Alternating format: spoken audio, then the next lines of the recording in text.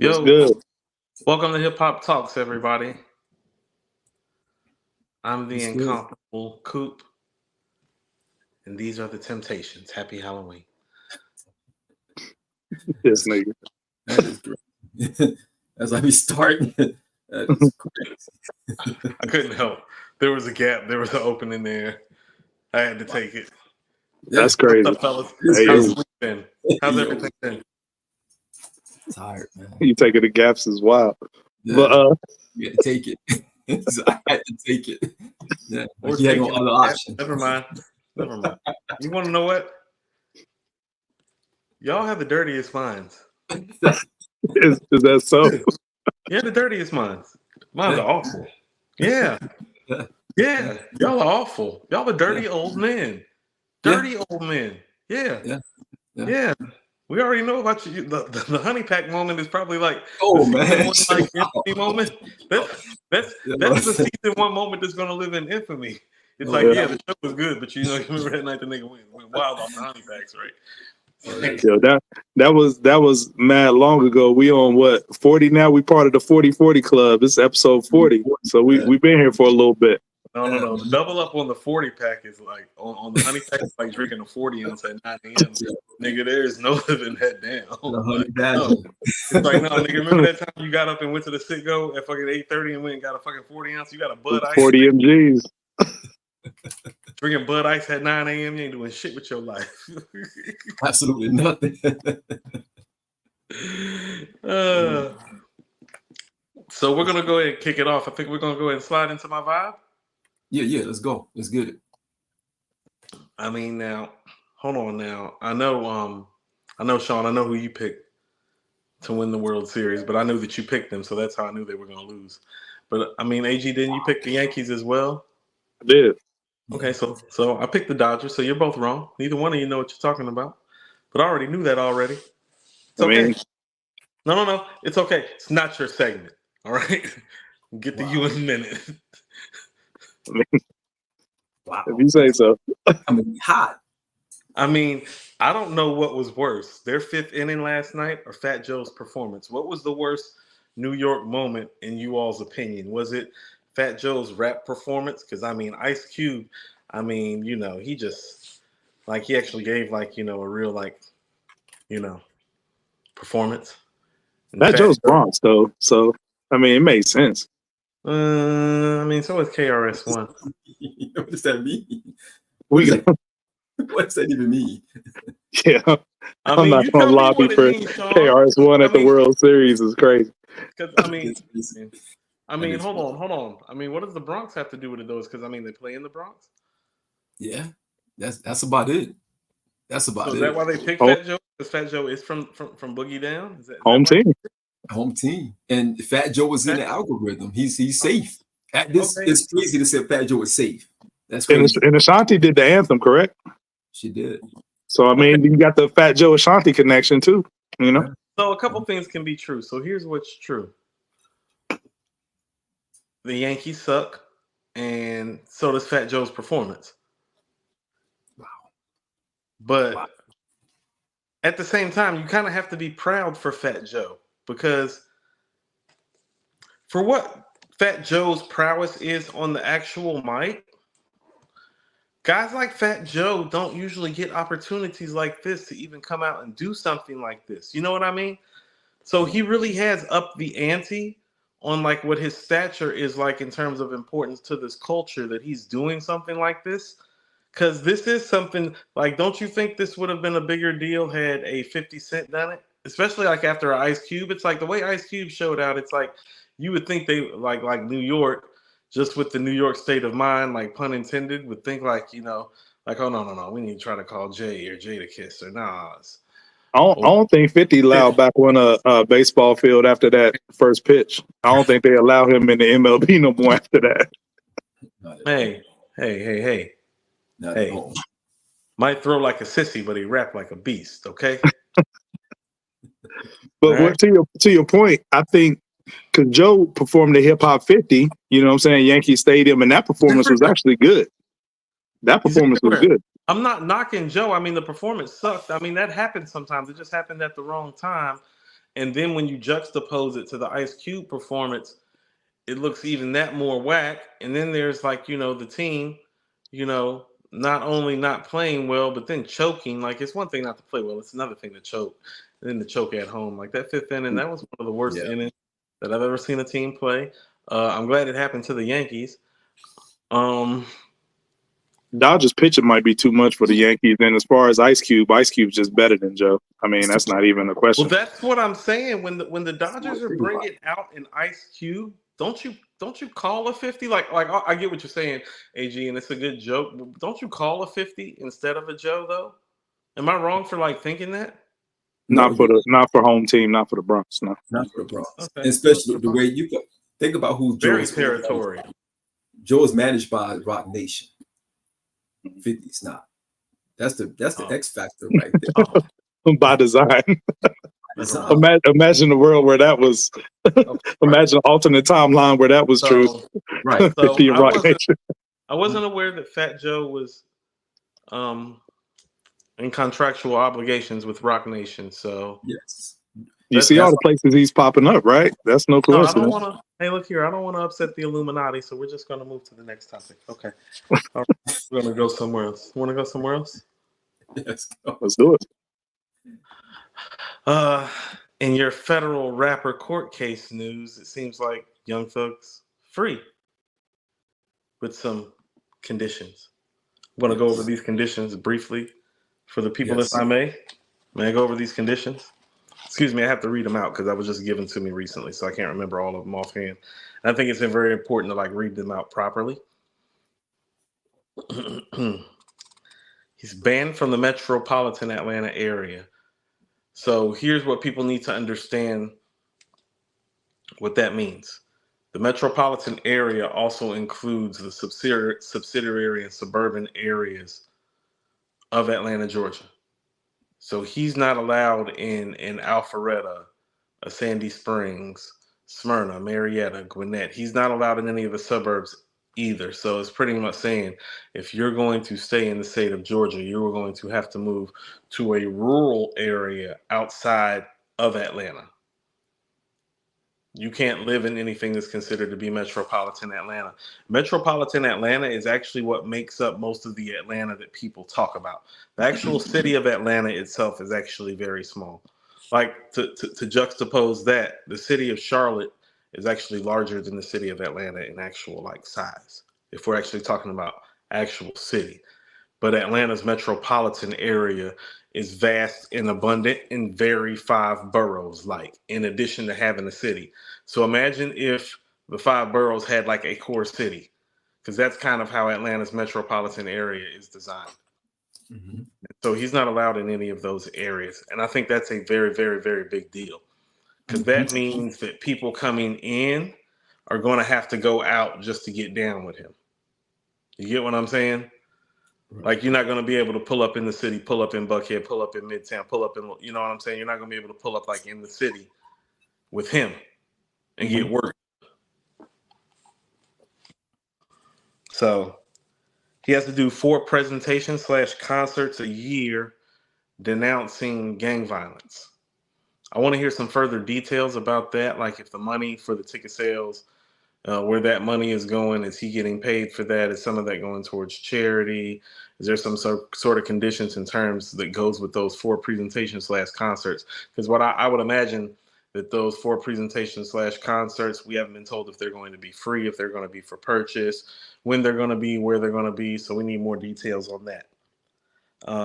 He can only travel for work and for music, which is pretty much the same damn thing. I mean, his work is, his work is his music. I'm pretty sure he has some branding and advertising opportunities, but I'm pretty sure all of those things are off the table now after all of this.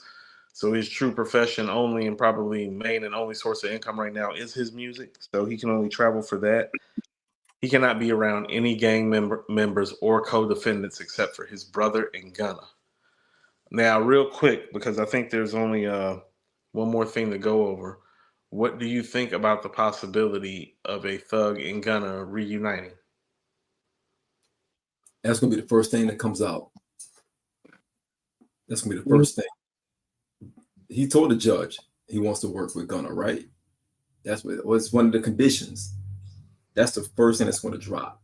It has to be the first thing that's going to drop. It has to be the first domino that drops, because it got to show that all is forgiven, whatever that may be, and everything is moving forward. That's going to have to be the first. You got to get that out the way before you start getting into the other things. Almost like a front in good faith kind of, you know, so to speak. Got to set the tone. That's to set the tone mark. Him and Gunna, Okay. that's setting the tone for everything else to come afterwards. Okay. You gotta, that's why it was mentioned in court as a condition. He want to work with Gunna. All is well. What is it if he violates any of these? Is it 20 years he get if it's violated? I think it was 25. Was it 25? It was either 20 or 25. I can't remember. Let me check. I think it was 25. I will say this.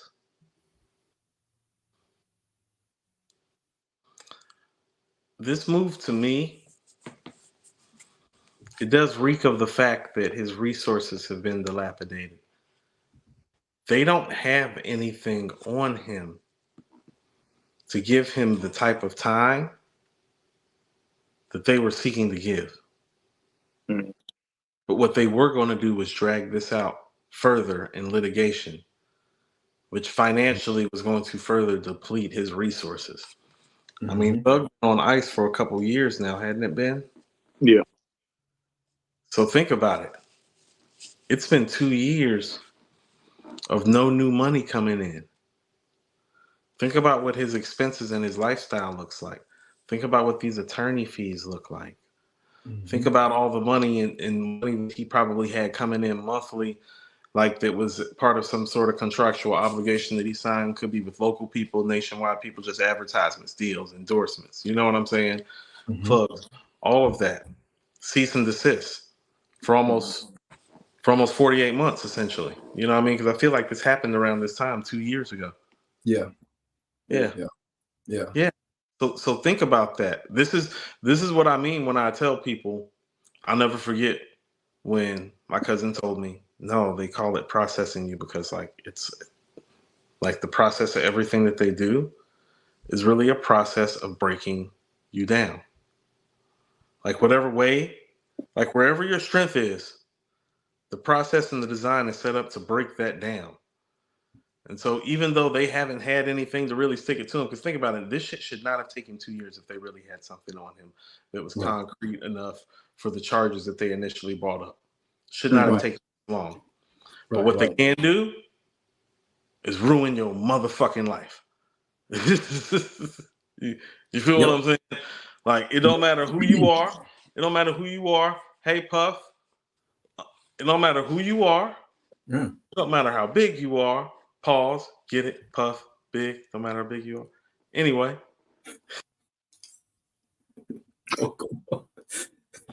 Look here. All jokes aside, federal government, this American federal government is the biggest gang in the world. And if they want to get your ass, they're going to get your ass. And it's just a matter of how they get your ass. And when they get their hands on your ass, they going to take whatever it is that's your strength and they going to make it your weakness. They're going to break you. You are going to capitulate to something, even if they have nothing, once they have decided to come get you. Yep. Because they can't go back and say, I'm sorry, we was wrong. My bad. Hey, nigga, go home. The feds don't work like that. No. You know what I'm saying? Get your money back, get your resources back. Nah, that's out.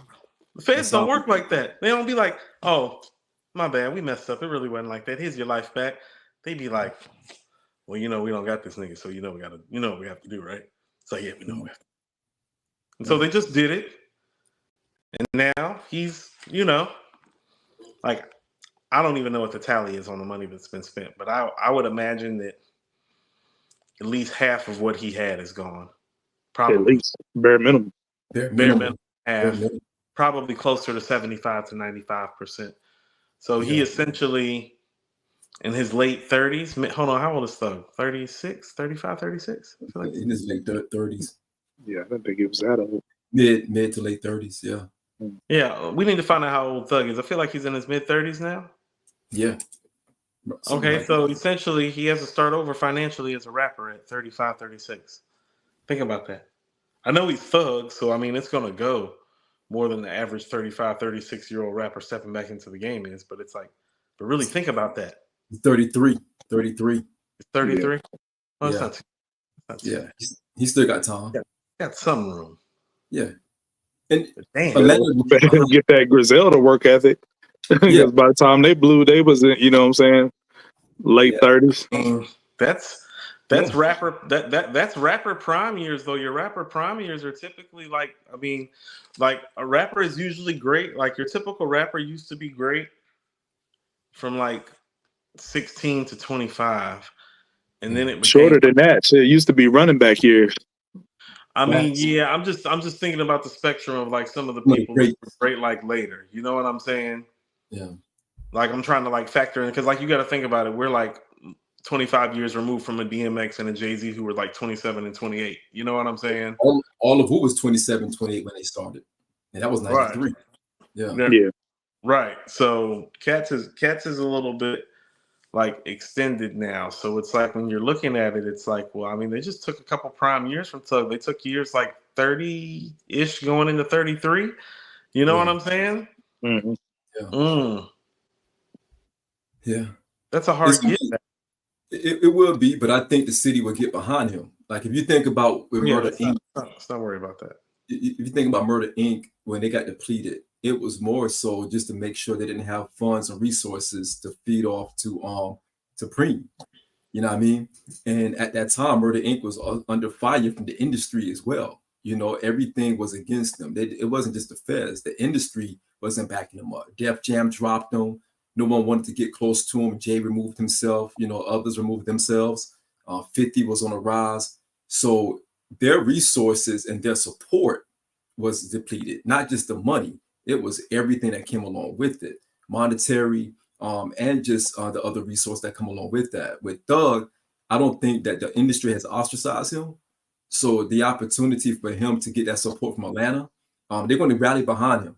He's going to get shows. The only thing that's going to throw it off, and this is where you're going to see where Thug is really if he's creative enough, because he won't be able to talk that street stuff no more. He won't be able to talk that Thug stuff anymore, right? So he's going to have to really be creative, maybe stop ghostwriting, you know, living vicariously through others. He's going to have to start doing different things to create that revenue stream to get back to where he needs to be. But Atlanta is definitely going to hold him down.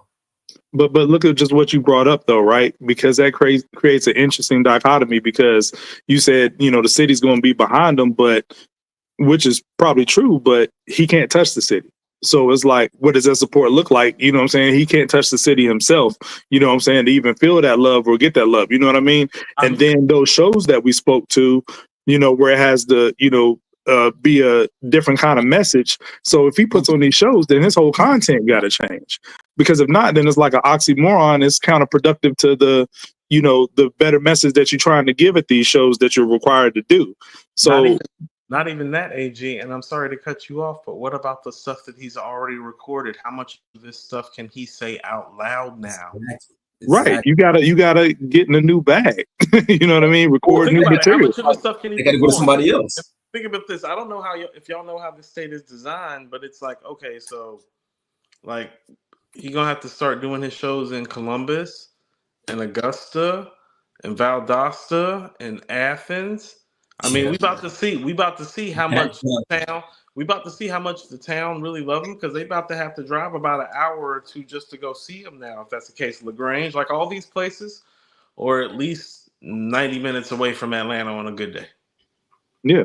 But even at those shows, if he got to get in a new bag to change his content, will people even mess with it like that? Because he's known for a certain, you know, certain content.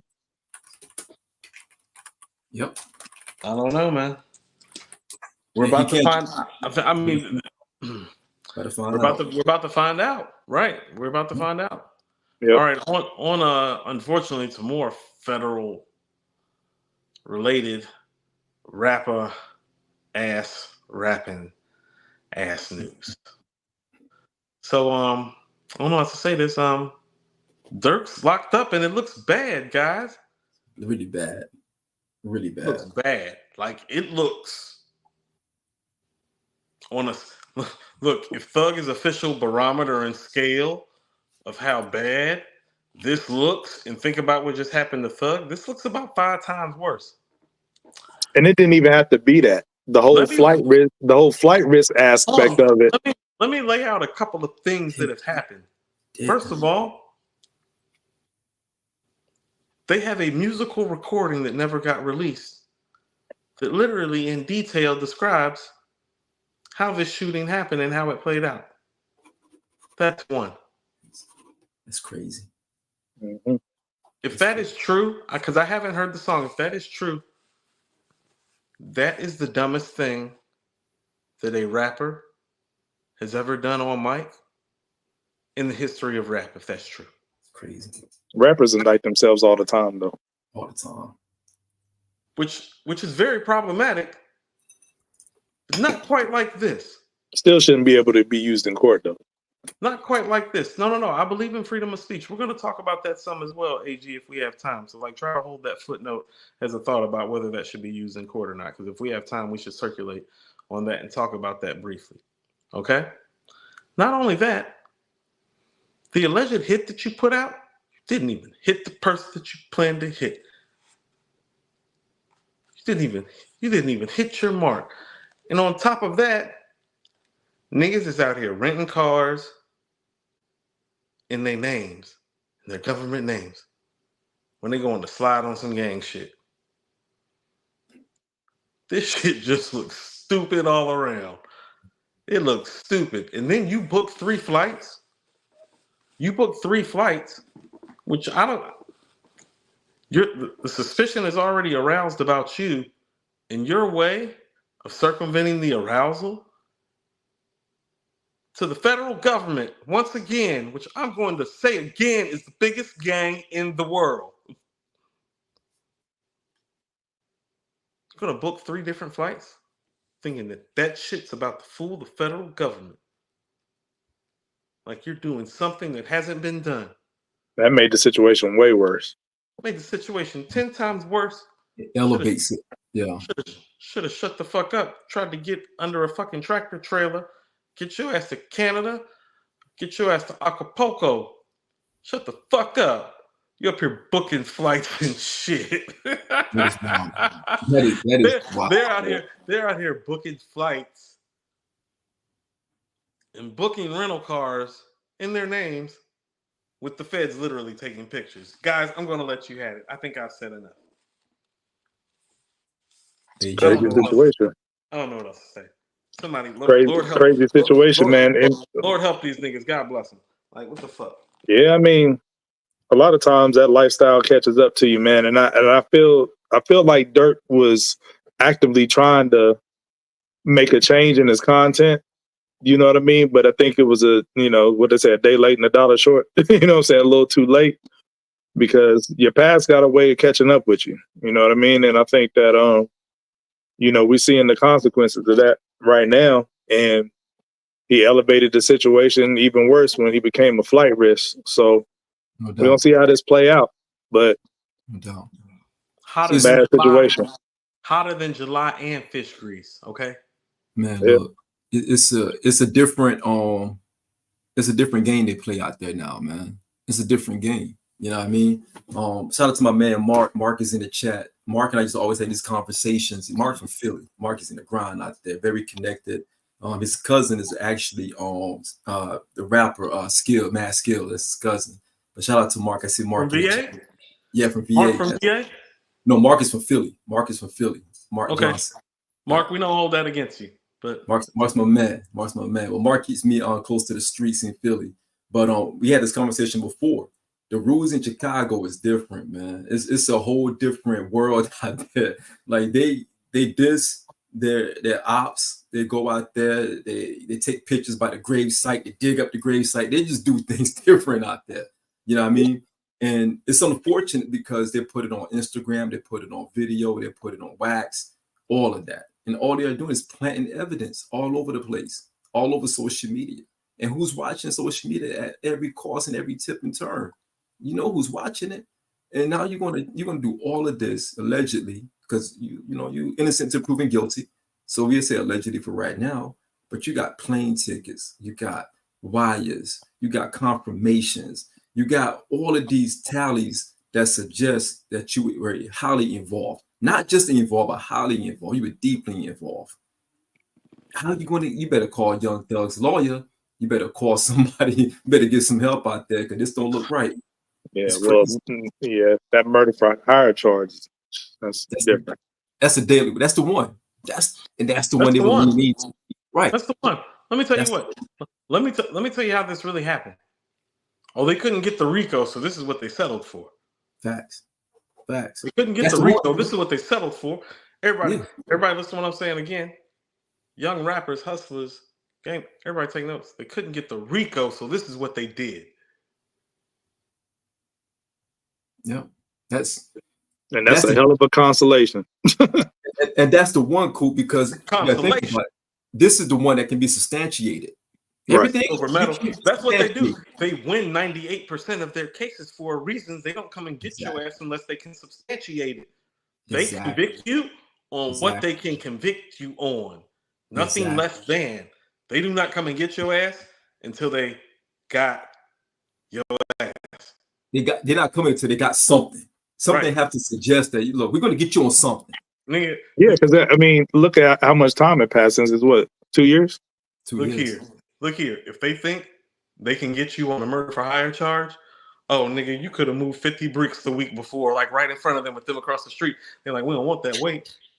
He might get out on that weight in 30 years. We trying to get some shit on him that's gonna put him away for good. Right. Keep moving that weight. Yeah. You think I'm lying? They will. They'll let you get away with smaller shit so they can get the shit they really want on you. That's how the game is played. And good night. That's how it's played. And good night. That's how it's played. Yeah. So I was about to promote the Southern Soul Music Festival event that we're all going to be at next weekend, but I think my man LT is about to step into the building. Shawn, can you check and see if we got? Yep, I see him coming through. Get the super chats real quick, Coop, and I get LT good. LT, you can hear me. Give me a thumbs up. Ready. These look like Mad Max super chats. These not real super chats, Shawn. Hold on.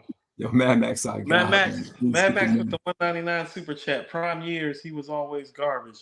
Max, in your prime years, you were always garbage. Next super chat. Who is he talking about? Who is Mad Max talking about in his prime years? He was always garbage. He's talking about Thug. Yeah. Whoa, you're so disrespectful. I mean, it's not like when Ali was banned from boxing. Let's be clear. It's not like that. No, it's not that bad. Bump, Dirt, and Thug, they deserve worse. Mad Max once again with the very ignorant and uninsightful super chat. We'd like to thank you, Mad Max, for participating. Put your ass down somewhere. Try to get you some hip hop knowledge today. We actually got a great show for you, Mad Max. Yo, we better bring LT on. Cheers. Yo, Mad Max, Coop's his opinion represents his own. It doesn't represent us as a whole. Max is our guy. I think Coop and Mad Max are each other's biggest fans. Yeah, they are. Mad Max be right. Okay, so when Mad Max started, Mad Max was wrong for about a year and a half straight. Took him a long time to get his shit together. That's a crazy now once about every 6 weeks he says something that's worth saying. And so if you weight that on a scale, it's like having a kid that you borderline are going to have to put in the remedial and the special classes, and then that student actually proving themselves to become a C student. You know what I'm saying? It's like it's not like he's going to any special institution. It's just a 2.0 average, but it's better than the special class that you thought that you were about to put him in. Cool. I mean, I thought he was going to be putting puzzles together all day. Okay. My man, super chat. Instead of doing arithmetic. Right. He's a friend of the show. Cool, what we doing? Coop says pretty much his super chats is like him playing the slot. He only the slots. He only win like once every blue moon. Yeah, Queens get the money, Max. Yo, we got 199. LT. We got company. We got Another company. 199 super chat from Mad Max, and then we'll get the LT. I'm in a bad Peace, mood. peace. Yankees lost. I'm in a bad mood. Yankees lost someone deep in time with Mad Max. I hate to be the one to break it to you and the rest of New York that might be watching. Your team sucks and it's overrated and it's just filled with a bunch of power hitters who, quite frankly, failed you in key moments. And your youngest and best player is probably about to leave you and probably run across town. The Queens get the money Mets or to the Dodgers, which would make all of us worse. But Mad Max, your team sucked. LT, how are you, sir? I'm blessed. I'm blessed. Can y'all hear me? Yes, Yes, sir. sir. No, hey, We yes, can. sir. I'm blessed. Now you just wrapped up your show. Now tell the people who you are and a little bit about what you do in your involvement. I mean, I know who you are, and you and I speak behind the scenes with some frequency now and have for some years now. But just tell the people who you are, where you're from, who you're involved with, what you're doing, what you got going on, how you've connected us to the Southern Soul Music Festival in Shelby, North Carolina, what it means for you, what it represents. Just go ahead and get the ball rolling and get started for us this evening. Yes, sir. So just first and foremost, I appreciate y'all fellas. It's good to finally speak to meet Shawn as well and AG. Of course, like Coop said, already been locked in just a couple of years now, and got an interesting story about my background as well. But first and foremost, again, for those that don't know me or those that do, I'm LT, Lyrical Talent LT. I got that name because I do a lot of writing behind the scenes for a lot of aspiring artists, pop, hip hop, gospel, all kinds of genres. So I just love music as well, as we know. And even when I met Coop, even when he was on his prior platform with his prior partner and everything down in Atlanta, just a blessed first time physical event. Had a lot of my talent. I like to put artists in positions to win. Aspiring talent with these majors and major connections, and just the interesting story about my background with Black Soprano family. Salute Benny the Butcher, the whole team, Westside Gunn, all of them, man. And it's much, much more. It goes deeper, but it's just an interesting story. I want to start off with how I got with them a couple of years back. I was doing interviews out here, like I am at the radio station, and I saw Benny, and I seen Fuego Bass, and that's who I worked directly with. I seen him on the Sway in the Morning. He did a killer freestyle, the whole team. I think it was him and Rick Hyde and all of them, the whole Black Soprano family. Hold on, So LT. uh-huh. LT, real quick, not to cut you off, tell the people where you're located. Oh, Because you Little Rock, skipped over that. Arkansas. Okay. Yes, sir. Out here in Arkansas at the radio station LR 98.8, letting them know. But just tapping in. So and that's why I say this story too, because just traveling, I feel like I watch the show frequently. I see Shawn traveling a lot. You know, that's kind of how I was for sure last year and years prior. I was in New York like 6 times, 7 times out the year, Atlanta multiple times, Dallas, back and forth. I love New York, by the way, for sure. Love it. I'm down south, but I love New York. But I had a team. What I was mentioning, the way I got with Black Soprano family and started doing promotional work, merch, promotion, marketing, advertisement behind the scenes, and writing A&R as well, independent tour placement. I had an event in Atlanta, and I was just putting on talent again, aspiring talent, men, women, groups. A group I was dealing with that had members of all 5 boroughs in New York, kind of one, kind of unique of its kind. You don't see that, of course, not today. Man, and it was a blessing. I just love the New York culture. I love hip hop. But I had an event, and I had Fuego Bass. I invited him. I did an interview with them on air, but I invited him to the event. He came through, rocked it. He did his thing at the time, and this was like 2 years ago. He was just kind of getting known to the people. So at that same time, though, Benny's manager came in and popped up at the show, Mr. Harlem, that I've connected Coop with and previously as well, and in Atlanta at some things. But he popped up and he had an exclusive single for my DJ to play. Shout out DJ Country 5, DeMalo, DJ G Code, and it was I think it was El Camino and Benny at the time, a single. And our DJ played it. It was fire. I met Harlem. That was the first time we had been communicating online. So he connected me with them, with the team and all of that. I started working with Fuego Bass from there on out. At the same event, Conway's one of his executives, his manager, JayZ's manager, that I do a lot with, he popped up too. So it's like both sides of the family, the BSF and the drum work music group brought them together at my event. Now, this is an independent tour that I put on in Atlanta, right where Coop is at. And we linked up there. They looked at the talent I had, and we just started connecting from there. So I did work Fuego Bass. I know he got the project now with OT The Real out currently, that joint. And then Benny's joint with 38 Special. That joint, Benny just came off kind of a mini European run for that Summertime Butch. Him and Harlem just did that. That's doing well. Also on the drum work side, Jay Skis, he got that ground level out. Love the Genius, that Death the Deuce, that's out right now. It's just a productive year. I don't think it's no other labels independently moving like the family, BSF and drum work. Multiple albums, multiple time. Conway this year too, Slant Face Killer, he just came off that tour. Butch, 3 albums this year. 38, Che Noir, the Associate Family. So that's kind of how I got with BSF, doing the marketing and promotion, and furthermore got events coming up as well. That's dope. That's dope. That's dope. Now tell us about your project and what you have going on. Yes, sir. First, let me preface my project with this. I consider myself, I love the Lord. I'm a man of God. That's first and foremost on everything.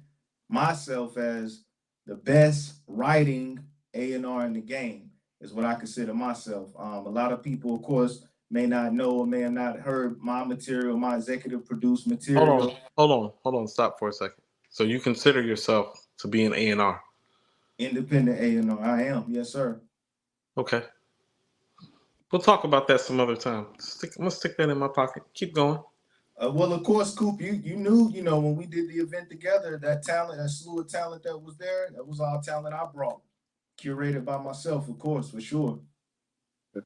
I think I had like 10 artists, males, singers, females, groups. But yeah, so yeah, independent A&R work, and that's dead. That's dead in these days and times. There's no development, there's no A&R, there's no sequencing. I hear y'all talk a lot and say about albums like, man, they should have put that song there. They should have took that one off. See, that's what I do, and I've been blessed to do that. And it's rare. It's rare now for sure, Coop. Yeah, I'm about to do that today with some of these albums today that we about to cover as soon as you get off. Oh, right on time. But just furthermore to keep it to the point, best writing A&R and my project. And I don't do projects, but Coop knows, and he can vouch for this. And I love Coop's what's the word for it? His like the scale that he measures music by, and you all as well. When he was on his previous platform with his previous host, I love the way they Nas is number one, basically. He put Nas number one all time, and then others fall under that. So that's a high bar. So this man Coop will tell you, he didn't know that I wrote music or wrote things behind the scenes till he heard my project. And I actually got that clip on footage from the last platform, but he was just speaking about that, and his co-host was too, about how the bars were and everything. So it's just, growing up around music, growing up down south. I'm from North Carolina, but I love Nas, I love Bone Thugs and Harmony. Tupac was my favorite artist. So it's no bias, there's no down south bias, New York bias for me. I just like good music, and I know how it sounds. I know how it's supposed to go. So the sequencing is very important. So this new project is called Spirit versus Flesh coming, and it's really by just, popular demand, to be honest, and I'm humble about it. But it's a lot of people behind the scenes that say, why don't you drop? Your writing is like this. Why don't you go ahead and drop your project or drop a project? So I know people even in the chat, Jack Lane, LP, Miss LB, Mad Max even. I want y'all to check this project out. I know the guy, Coop, that y'all had on here or that you spoke to previously, I Am God from Chicago. I gotta collaborate with him. If he's watching, hit me up. Y'all connect me with him. But what I'm saying is, that's the type of brother that motivates a certain person like me behind the scenes to push the pen, to elevate further. So real quick, LT, actually, I'll tell you what, I actually talked to I Am God about 2.5-3 weeks ago. So I went to Minneapolis for my birthday, but my original plan was actually to try to go to Minneapolis and go to Shy, because I wanted to pull up on I Am God and his crew. But I realized I was a little too late to try to plan anything to Shy. But I Am God and I are already having conversations about some things that he has going on, and I don't want to like blow his spot up, but the plan is to try to pull up in the Shy for the early part of next year. So maybe you and I can talk about that behind the scenes and about the pull up, because I plan on going up there. I'm going up there to see I Am God and his crew, like at some point. Like the plan was to do it this year, but early next year is like a worst case scenario, because I kind of wanted to align with what he has going on so that it benefits him. Yes, sir. No, I definitely want that connecting out, and just, you know, what I mentioned about him. I know his project is highly regarded, and I'm myself, this project, and I don't know if you guys have got I dropped exclusively that first single, Spirit Motion, yesterday on my birthday, actually. Yep. You know it's like this. This project, the best, I consider it, I call it godlike, but gospel rap mixtape this year, or best mixtape this year. I'll say that next Friday, November the 8th, Spirit versus Flesh. The sequencing, the production, the delivery, the feel of it, the mood of it, all the boxes. And I want those people in this chat, and you all let me know if that's true, man. That's why I salute I Am God, because he's on that same wave, dropping classic quality material. So that's what it's about. So speaking of God, I mean, and you know, you and I, we don't always talk about music. You and I have had conversations about, you know, spirituality, the biblical nature of things, God, Christianity. Like you are a very big believer and devout follower, in my humble estimation. And so, tell me what your path is like, being the believer that you are and the devout believer that I've known you to be, as in I know you to follow strict regiments and you don't curse or any of those things, LT. So I want to know what that life is like for you in a realm that some people consider to be the devil's playground, quite frankly. Man, it's a very good question and a good thing. Yeah, that's kind of, I started about 10 years ago, been in this thing as far as on the backside of the organization, tour setup, things like that. And I seen a lot of things. I've been around. Yeah, I'll go ahead and name drop. It's not nothing bad about these people, but really good things. Work with T.I.'s people, Grand Hustle, Future, his people, free bands, a lot of down south art, Rich Homie Quan, rest in peace, rest in heaven to him. His team, his people, OT Genesis, a lot of people, man, and even Mobb Deep, when they got back together for that, they did like a reunion type of tour a few years back in North Carolina, came through. But I saw a lot of things. I didn't know. What I learned on the fly.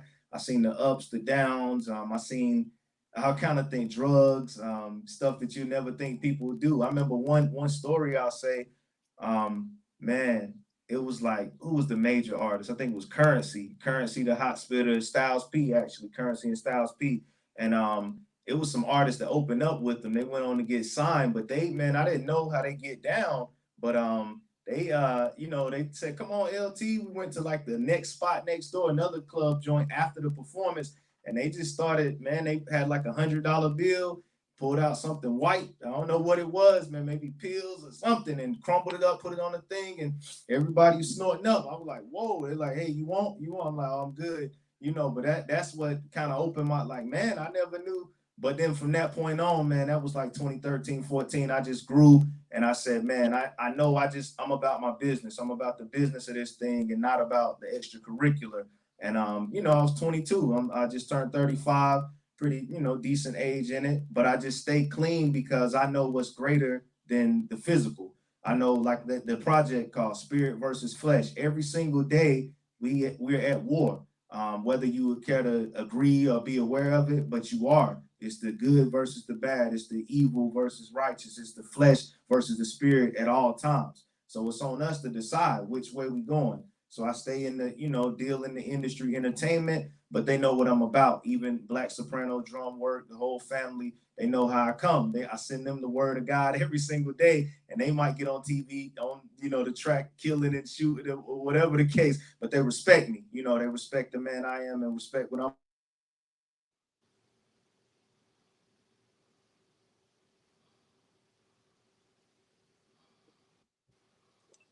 Freeze. He's mostly, into the Lord. Pretty much There you how go. I stay clean. Okay, so lastly, I would say go ahead and tell us about this Southern Soul Music Festival that you plugged us into. Is that me? There you Yeah. go. There you go. Yeah. Good. Okay. Yeah, Can you but that's how I stay clean. Yep. Can you hear me, LT? Yes, sir. Y'all hear me? Yep. So we got to get you out of here in a second, but before you do, tell everybody about this festival that's going on in Shelby, North Carolina. Tell them when, where, who's going to be there, how it got put together, and all that before we get you out of here, brother. Yes, sir. So basically, coming up next Friday, Saturday, and Sunday, November 8th, 9th, and 10th, will be Shelby, North Carolina. That's actually my hometown. A lot of people, when they meet me, they always they're like, man, you from LA or Atlanta or somewhere like a big major city. I'm not. And I think that's why I am where I am now, because it gave me those little elements of the grind, man, to go harder than everybody, to get up out of this gritty city. And I just saw a lot of death, a lot of nonsense, a lot of people going, doing life right now, currently, that I talk to and getting out in the Lord's name. But it's in Shelby, North Carolina, first one of its kind, the first annual. It's at the fairgrounds. That's thousands of people each day, about 20 to 30 vendors out there, food, merchandise, and legends on the show. Young Bloods, East Side Boys that rock with Lil Jon, DJ Cool,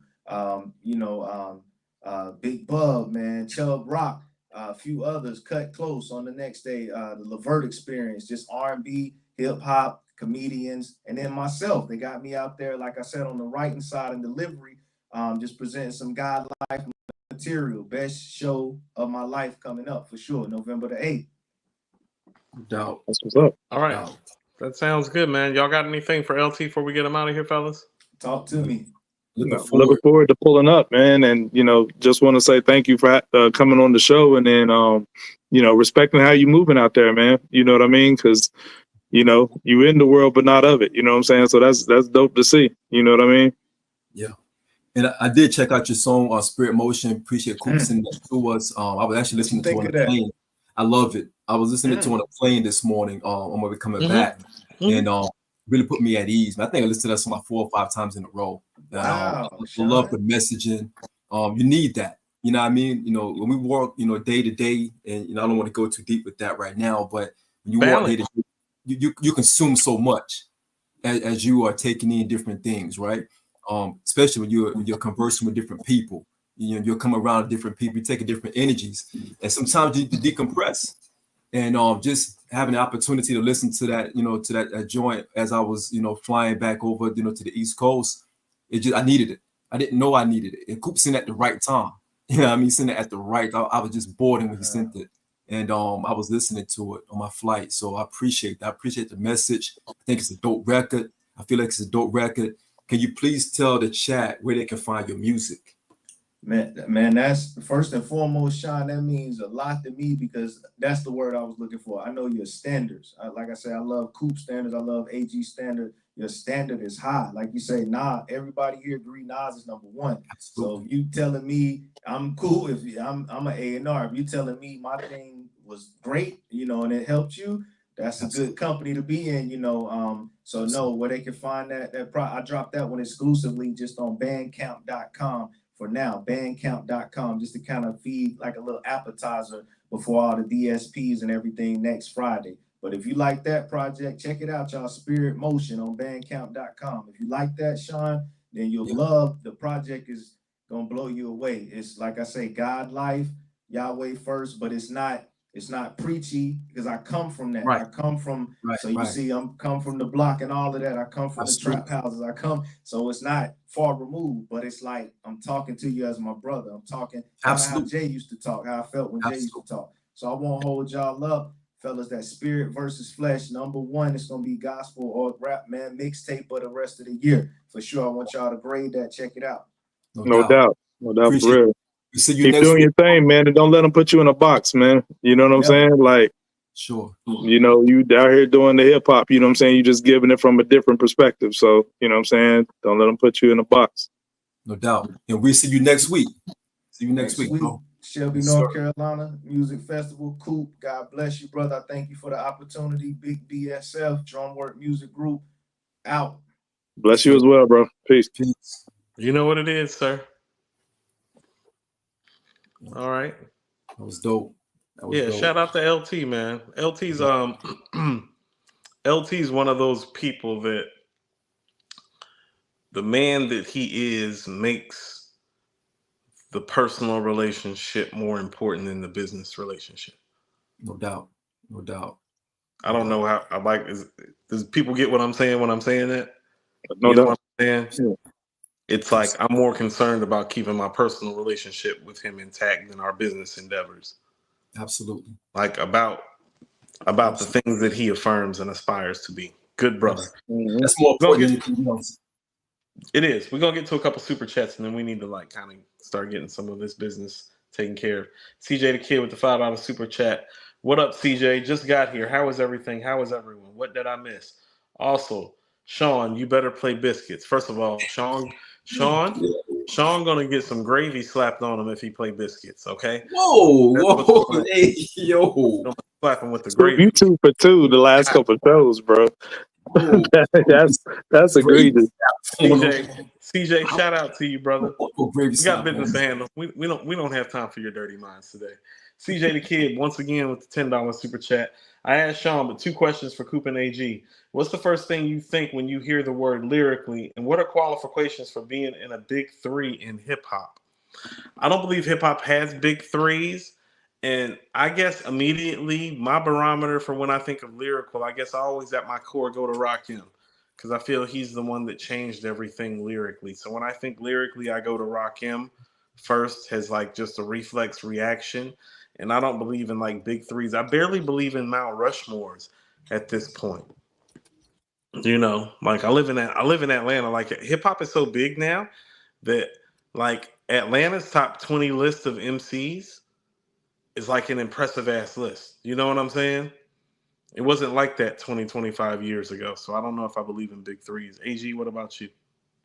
I think I answered this question in the Discord, but just to make it brief, when I think of lyricism, I think it's a whole lot of different facets. It's rhyme schemes, structure, storytelling ability, concepts, metaphors, entendres. It's a whole lot of different facets if we're breaking down, all the aspects of lyricism. So, I go to different MCs for different aspects of an all-encompassing lyricism, because Jay is super lyrical differently than Nas is super lyrical, if that makes sense. But I go to them for different things. You know what I mean? So, but as far as big 3s, I see what you're saying, Coop. But it makes a fun talking point. Who's your top 5 dead or alive? Who's your big 3? Who's your Mount Rushmore? These are all talking points that it's just quick lists that you can name off, and it gives ammo to all the talking heads. But to be in a big 3, I think it takes more than just lyricism. It's a lot of fanfare involved. You know what I mean? Who has the biggest fan bases behind them, because it's not about who's the most lyrical, because you can look at the modern era big 3. I mean, Drake is a lot of guys that's more lyrical than Drake, but he commands so much fanfare that he's automatically, put in that position. You know what I'm saying? And that's no shade against Drake, but it's just kind of what it is. So it's a lot of different connotations that come into play when you're part of an elite group. We'll just say that, more than just your lyrical ability. And with that said, I think it's time we slide into some of the new albums that have come out recently. Where y'all want to start? Tyler, a good place to start? Yeah. CHROMAKOPIA? CHROMAKOPIA. CHROMAKOPIA. Like cornucopia, but on Chrome. Right. CHROMAKOPIA. But on the okay. This shit weird. This shit crazy. Album covers wild. Gonna put this literary device on dubs. Got it. Okay. So, fellas, Tyler for me is like a figure who represents the extension of what's happened with modern day hip hop. Like he is what happens when Kanye and Nerd and Cudi become successful off of what Tribe and De La created. Fair? Yes. So what do you think of this album, AG? I'll start with you. Please start with AG. Yeah, I seen how you rolled your eyes. We weren't starting with your ass anyway. I seen that. You don't even want to Yeah. talk about this album. All right. So out the gate, I'll preface it that I like the album. And you know, I'm not jumping out the window and say it was album of the year or anything like that. I just, you know, I didn't go into this album with any expectations, and I'll be fully transparent.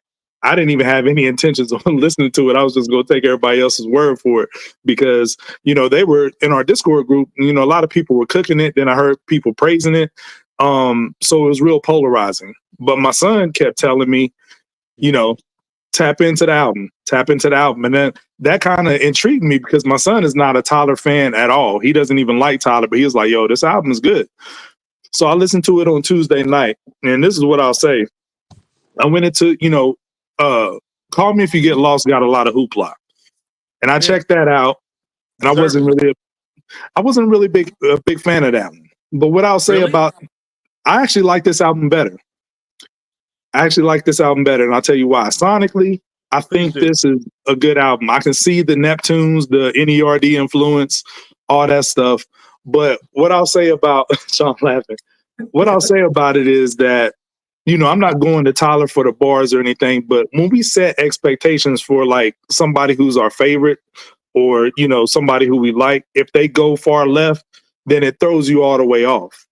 But when you listen to an artist and you don't have any expectations and they over here far left, it can kind of be a little bit refreshing because it's something that you're not used to. So this is not my normal wheelhouse. And this is what I'll, you know, let's take the Eminem example for Eminem album, for example. Hold on, AG. I want to stop you for a second because you said something, and I feel like it's important to what this album is. You brought up how this album is nerd-like in terms of the fact that, well, you're really not going there for the bars. You're going there because, you know, the boundaries being pushed a little bit. Right. The artistic boundaries. Yeah. Right. The artistic boundaries being pushed on this album. Don't you feel the artistic boundary being pushed on this album? I do. And what I was getting ready to say was, like the Eminem album, I can see both sides of it. I enjoyed the Eminem Coup de Grace, Death of Slim Shady, but if somebody told me they hated it, I can see why. If somebody tells me they hate this Tyler album, I can see why, but I enjoyed it on the other hand. The song Darling I, Hey Jane, where he talked from a female perspective, them joints was dope. Sticky was dope. I didn't like the Doechii feature though. But one thing I always admired about Tyler, he's always been pretty conceptual and very thematic, and he does always push the envelope. But this album is crazy, but and this, I might be dating myself a lot, you know what I'm saying, on this, because a lot of, you know what I'm saying, a lot of people in the chat might not even be up on this.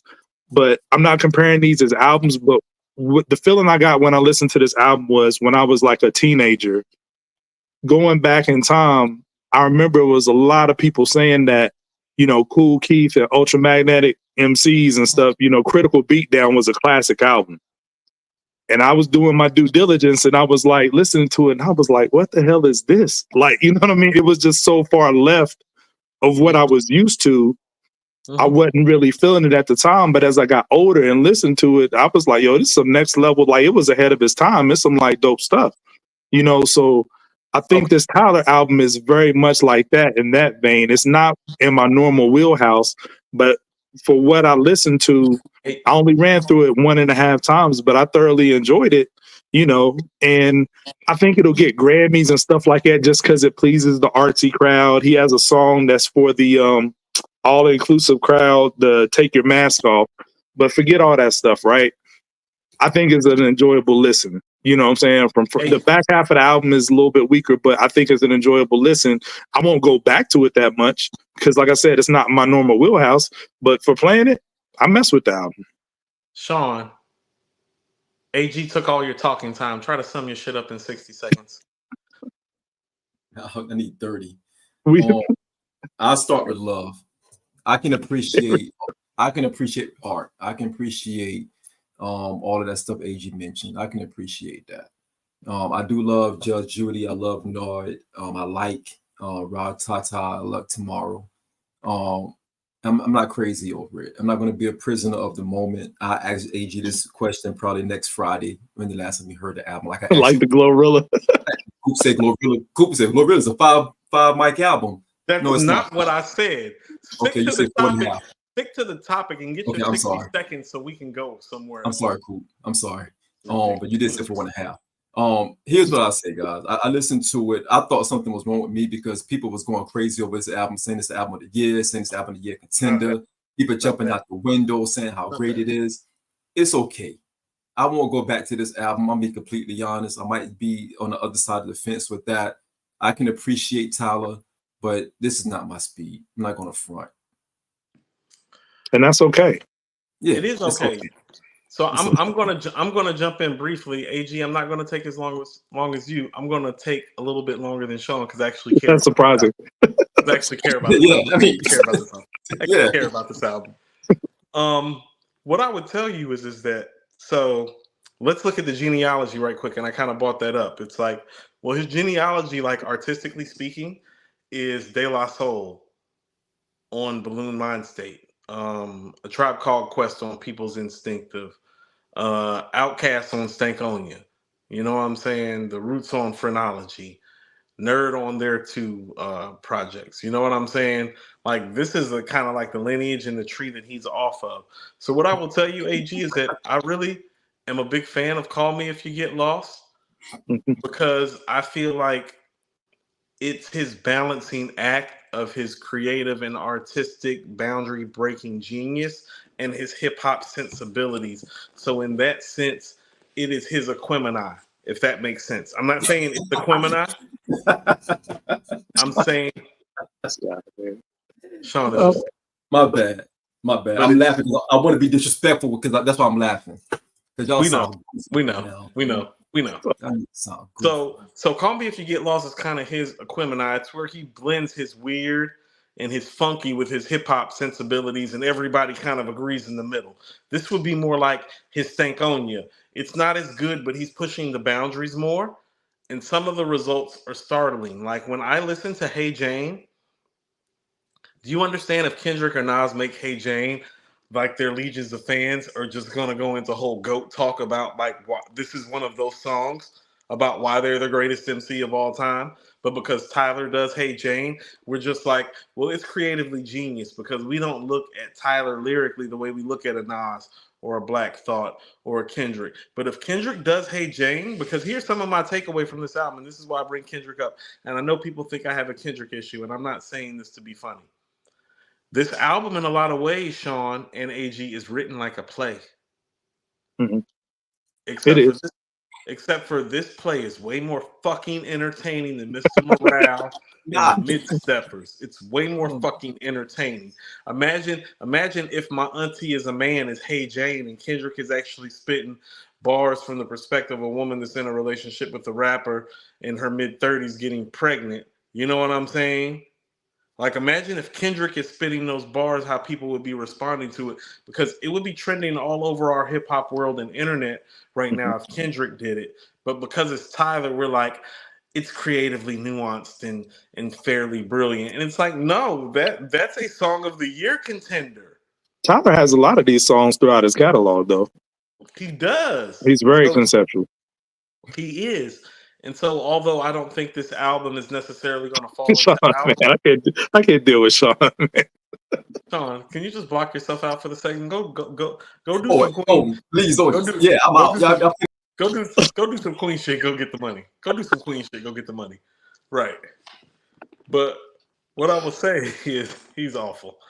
But what I will say is that this album isn't going to win any album of the years, but it might win some awards because of where Tyler is elevated to. And I think it is going to be one of the 20 best rap albums released this year, and possibly top 10. I don't think it's towards the top, but it's one of the. I don't know. There's a lot of projects this year that I put over it, but so he gets points for doing stuff that other people's not doing creatively, conceptually, and technically. You get what I'm saying? Like there has to be space for that, like on the stage still. And so it's not what you would call your typical rap album, but it's an album that deserves some respect and some place in this space. And he is pushing the boundary and the envelope Yes. more with the soundscapes that he's using. And conceptually, he is taking it there, which is something us as traditional hip hop heads have always said that's something that we like and like to rely on from an artist. We spent Right. way too much time talking about this album. I'm glad that you're back, Shawn. I hope you have something Are to you? say. Are you? I hope you have something to say. No, we're not talking about Tyler anymore with Shawn around. Please. Shawn is a player hater.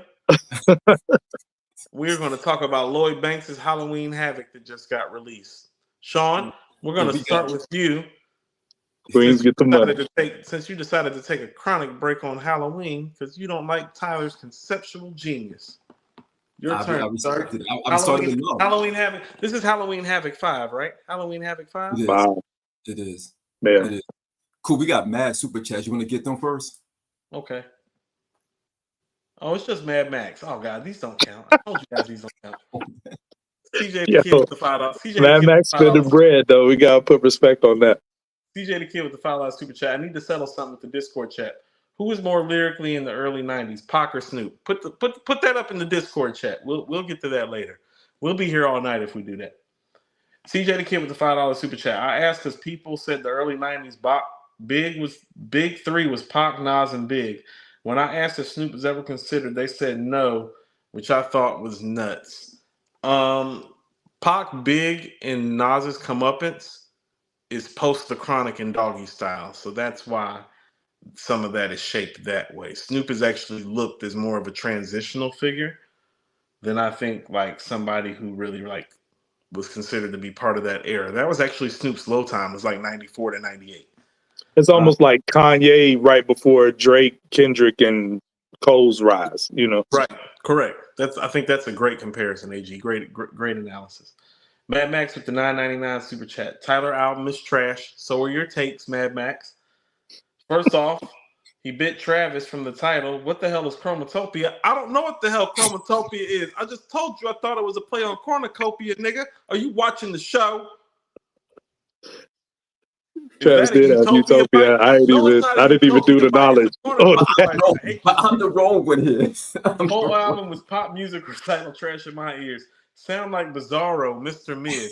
Look here, everything can't be a boom bap ass Pete Rock DJ Premier album. You motherfucking Bizarro, Mr. Mid. That is crazy. That's hilarious for real. This nigga, look here, man. Go play Into the 36 Chambers and shut the hell up, Mad Max. Okay, let's go play your boom bap ass rap. Mad Max, Coop. I know you ain't say Tyler genealogy is De La Soul Tribe Called Quest Outcast. It is. No, it's not. Yeah, I said it. It's not. Shawn, go ahead and jump back off the screen, man. It's not. It's not.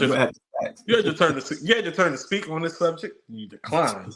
Come on, bro. This guy Tyler is a no. Hold on. Let's hold it right there, Coop. I'm glad you know what I'm saying, made the joke about he need to turn on 36 Chambers.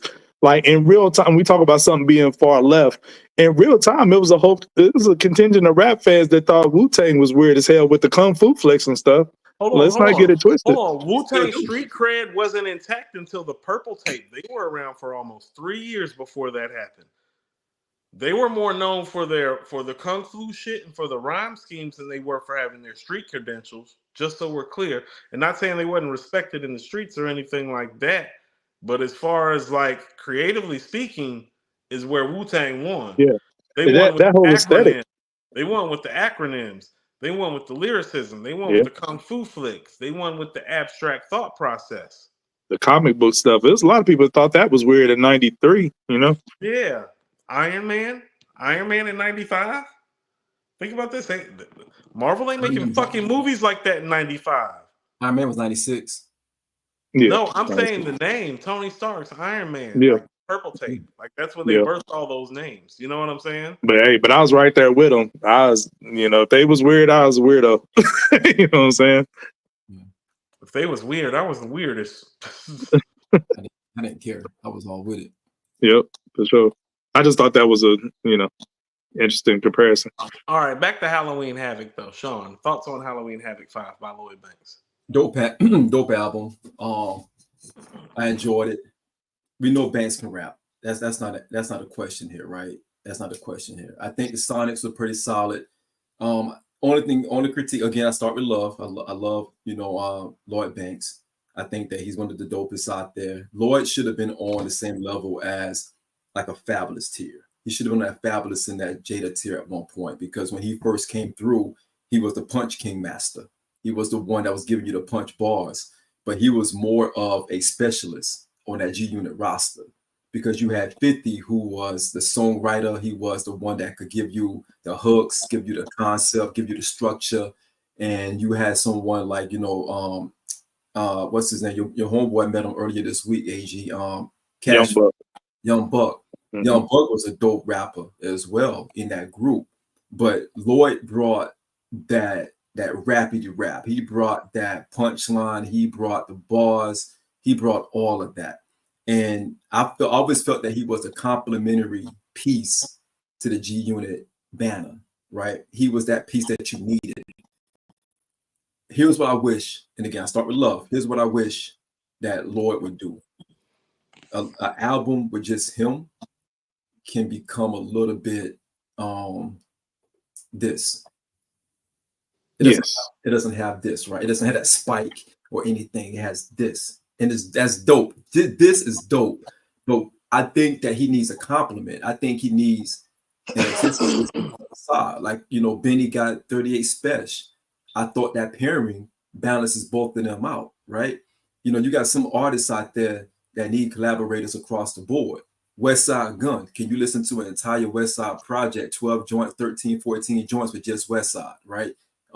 He needs a Stove God in there somewhere. He needs a Conway somewhere in there. He needs something to help spice up the gumbo.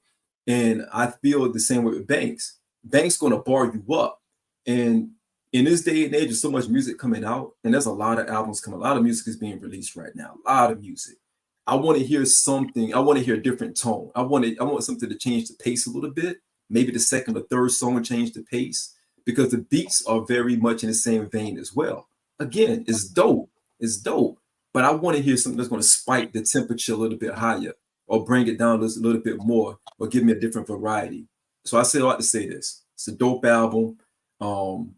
I think that, my call outs for the album is more so around just, we know what he can do, and he did it. He delivered. That's it. AG. I agree and disagree with Sean's points, but I think you nailed the point about him needing somebody, to rhyme along with. That's what made the G Unit days so special. You know what I mean? Because it gave a contrast. Because when he came in with his bar work, in contrast to what 50 and Yayo and Buck was doing, then it stood out more. Now, like you said, it's too even kill. And I actually like the production on this Halloween Havoc more than Halloween Havoc 4. But Banks over a whole project, yeah, this production's better. But Banks' tone is too monotone over an entire project for a solo album, and that's where I would disagree with you, because although he has the lines like Fabulous and Jadakiss, they are more charismatic, they have better rap voices, and they're more versatile. You know what I mean? I said, based on the hype and based on everything around him, he should have been in that pantheon with them. That's you're saying that's his ceiling. That was his ceiling. Okay, I got you. I don't agree with that ceiling. At that time, you think it's lower? I'm gonna let you finish, AG, but I was never a believer. That was pretty much summed up my thoughts. I actually like the production more on this one, but like I said, I can't see it staying in rotation much, because it's it'll get bland pretty quickly, if that makes sense. I think. Okay, so to me, Lloyd Banks sometimes is too typical New York. I don't know what Atlanta rapper or Southern rapper you would tap with that phrase. But it's almost like I can see why people in his region fuck with him tough, because I know what people in his region are looking for. Well, he's from Southside Jamaica, Queens. Bars. You know what I'm saying? And so as far as feeding a base goes, I think he does an excellent job of that. What I think he struggles at is feeding outside of that base and living up to the expectations that exist inside of that base. And I'm going to explain this to you because I, like the both of you, actually think this project is pretty damn good. But both of you are very, very right. It is too much of him. And you want to know what I actually thought about today? And this is kind of a compliment, but this is also what comes with the compliment. And I'm going to get to the back end of it. When I listen to this album today, this album is good enough that him as a Queens representative and native, I can say confidently that I don't know if there's another rapper that's come out of Queens that represents the style and the sound that Mobb Deep embodied more than Lloyd Banks does, as far as representing Queens and representing that hardcore East Coast sound, that boom bap kick drum aesthetic, which is actually also like a product of Q-Tip via Havoc. You know what I'm saying? That's all Queen shit. Hmm. Like, he's an embodiment of that, but because he doesn't reach those levels musically in terms of quality, like, he doesn't have Prodigy's bone-chilling voice. You know what I find myself thinking today when I listen to this project? This is actually what Prodigy's projects sound like if he doesn't have the voice that he has.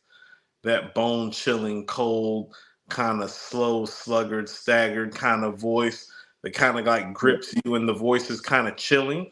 Banks's biggest problem is that his voice isn't chilling. His delivery is fine. His bars are fine. His songs are fine. What he represents for where he's from, it's fine. But what he represents as somebody that's a Queens native, in relationship to what Mobb Deep's represent, like, Murder Music is Mobb Deep's third best album, right? Yes. How many of these songs would make Murder Music? Zero. That's the problem with Banks' ceiling, because this is a dope project. That's the problem with his ceiling. That's why when y'all say, well, I think he could be, or when you're saying, Shawn, that he could be in like that Fab territory, it's like, I was saying back then. Oh, then. G-Unit era. Then. Okay. No, see, okay. So I think that's more, okay, so this is no disrespect. Mm-hmm. Banks, back then to me, is more about the genius that is 50 than it is about Banks. Because it's like AG pointed out, well, when you got the Southern street rapper, the East Coast street rapper, and you got the hook master, the guy with the bars, is going to stand out because none of those guys are thinking of the similes and the metaphors and the punchlines that guy is thinking of. It highlights what he does. It's kind of like, it's like this. How about this? You remember Vinny the Microwave Johnson for the Detroit Pistons? Of course. Oh, yeah. The Microwave come off the bench right quick and get you about 16, 17 points in about 12 minutes. Mm-hmm. But there's a reason Isaiah Thomas and Joe Dumars were starting over him. You feel me? Mm-hmm. Like, there's a reason that 50 was the man and not Banks, even though Banks technically, for what you would call a New York rapper to be, is actually a better rapper than 50. You feel me? Banks technically is a better rapper than 50, but 50's the man. Why does Buck's album sound so much better than Banks' album? That's because all those bars and all those punchlines a great album don't make. And so some of it's smoke and mirrors. And although this is one of his better projects to me, and AG, I agree with you, it's actually way better than Halloween 4 because the bars are online with Halloween Havoc 4, but the production is better. Here's what really needs to happen. He already had a formula that worked. And this is why I bring up Mobb Deep. But I say this respectfully about Mobb Deep. Think about some of Mobb Deep's best songs and some of their biggest moments. I For an I, Raekwon and Nas, Right Back at You, Ghost and Raekwon, Drink Away the Pain, Q-Tip, Extortion, Method Man, Give It Up Fast, Lloyd and Nas, Nighttime Vultures, Raekwon, Give Up the Goods, Lloyd, The Learning with Vito on the hook and Lloyd on the verse. Some of their best stuff is collaborative because they needed it to break up the monotony that came with the subject matter that they talked about. These beats are not as good as Havoc's beats, and Lloyd Banks, as dope as he is, he's got P on the mic. So these albums, although they're dope, Whereas Mobb Deep only need about 3 to 5 features to make their albums great, Banks needs about double that. So if he's doing a 14-track album, it actually needs to have about 7 features on it. He need a volume 2. No, 7 out of the 14 is in volume 2. Yeah. It's more like a Murder Music. That's why I brought up Murder Music. It's like, no, think about how Murder Music went. It's like they got Street Raised Me. That's just them. They got Quiet Storm. That's Prodigy solo. But they also got How You Want It with Cormega. They got the joint with 8 Ball. They got the joint with Ray. They got the joint with Nas. They got the joint with G-Rap. They got the joint with Kim. They picked people that fit in their box and made it work on Murder Music, and that's really his ceiling. And so he needs to make albums that sound like Murder Music. That's going to require guest appearances. That's where you need to get your Benny feature, your Freddie Gibbs feature, your Conway feature, your I Am God feature. Call I Am God.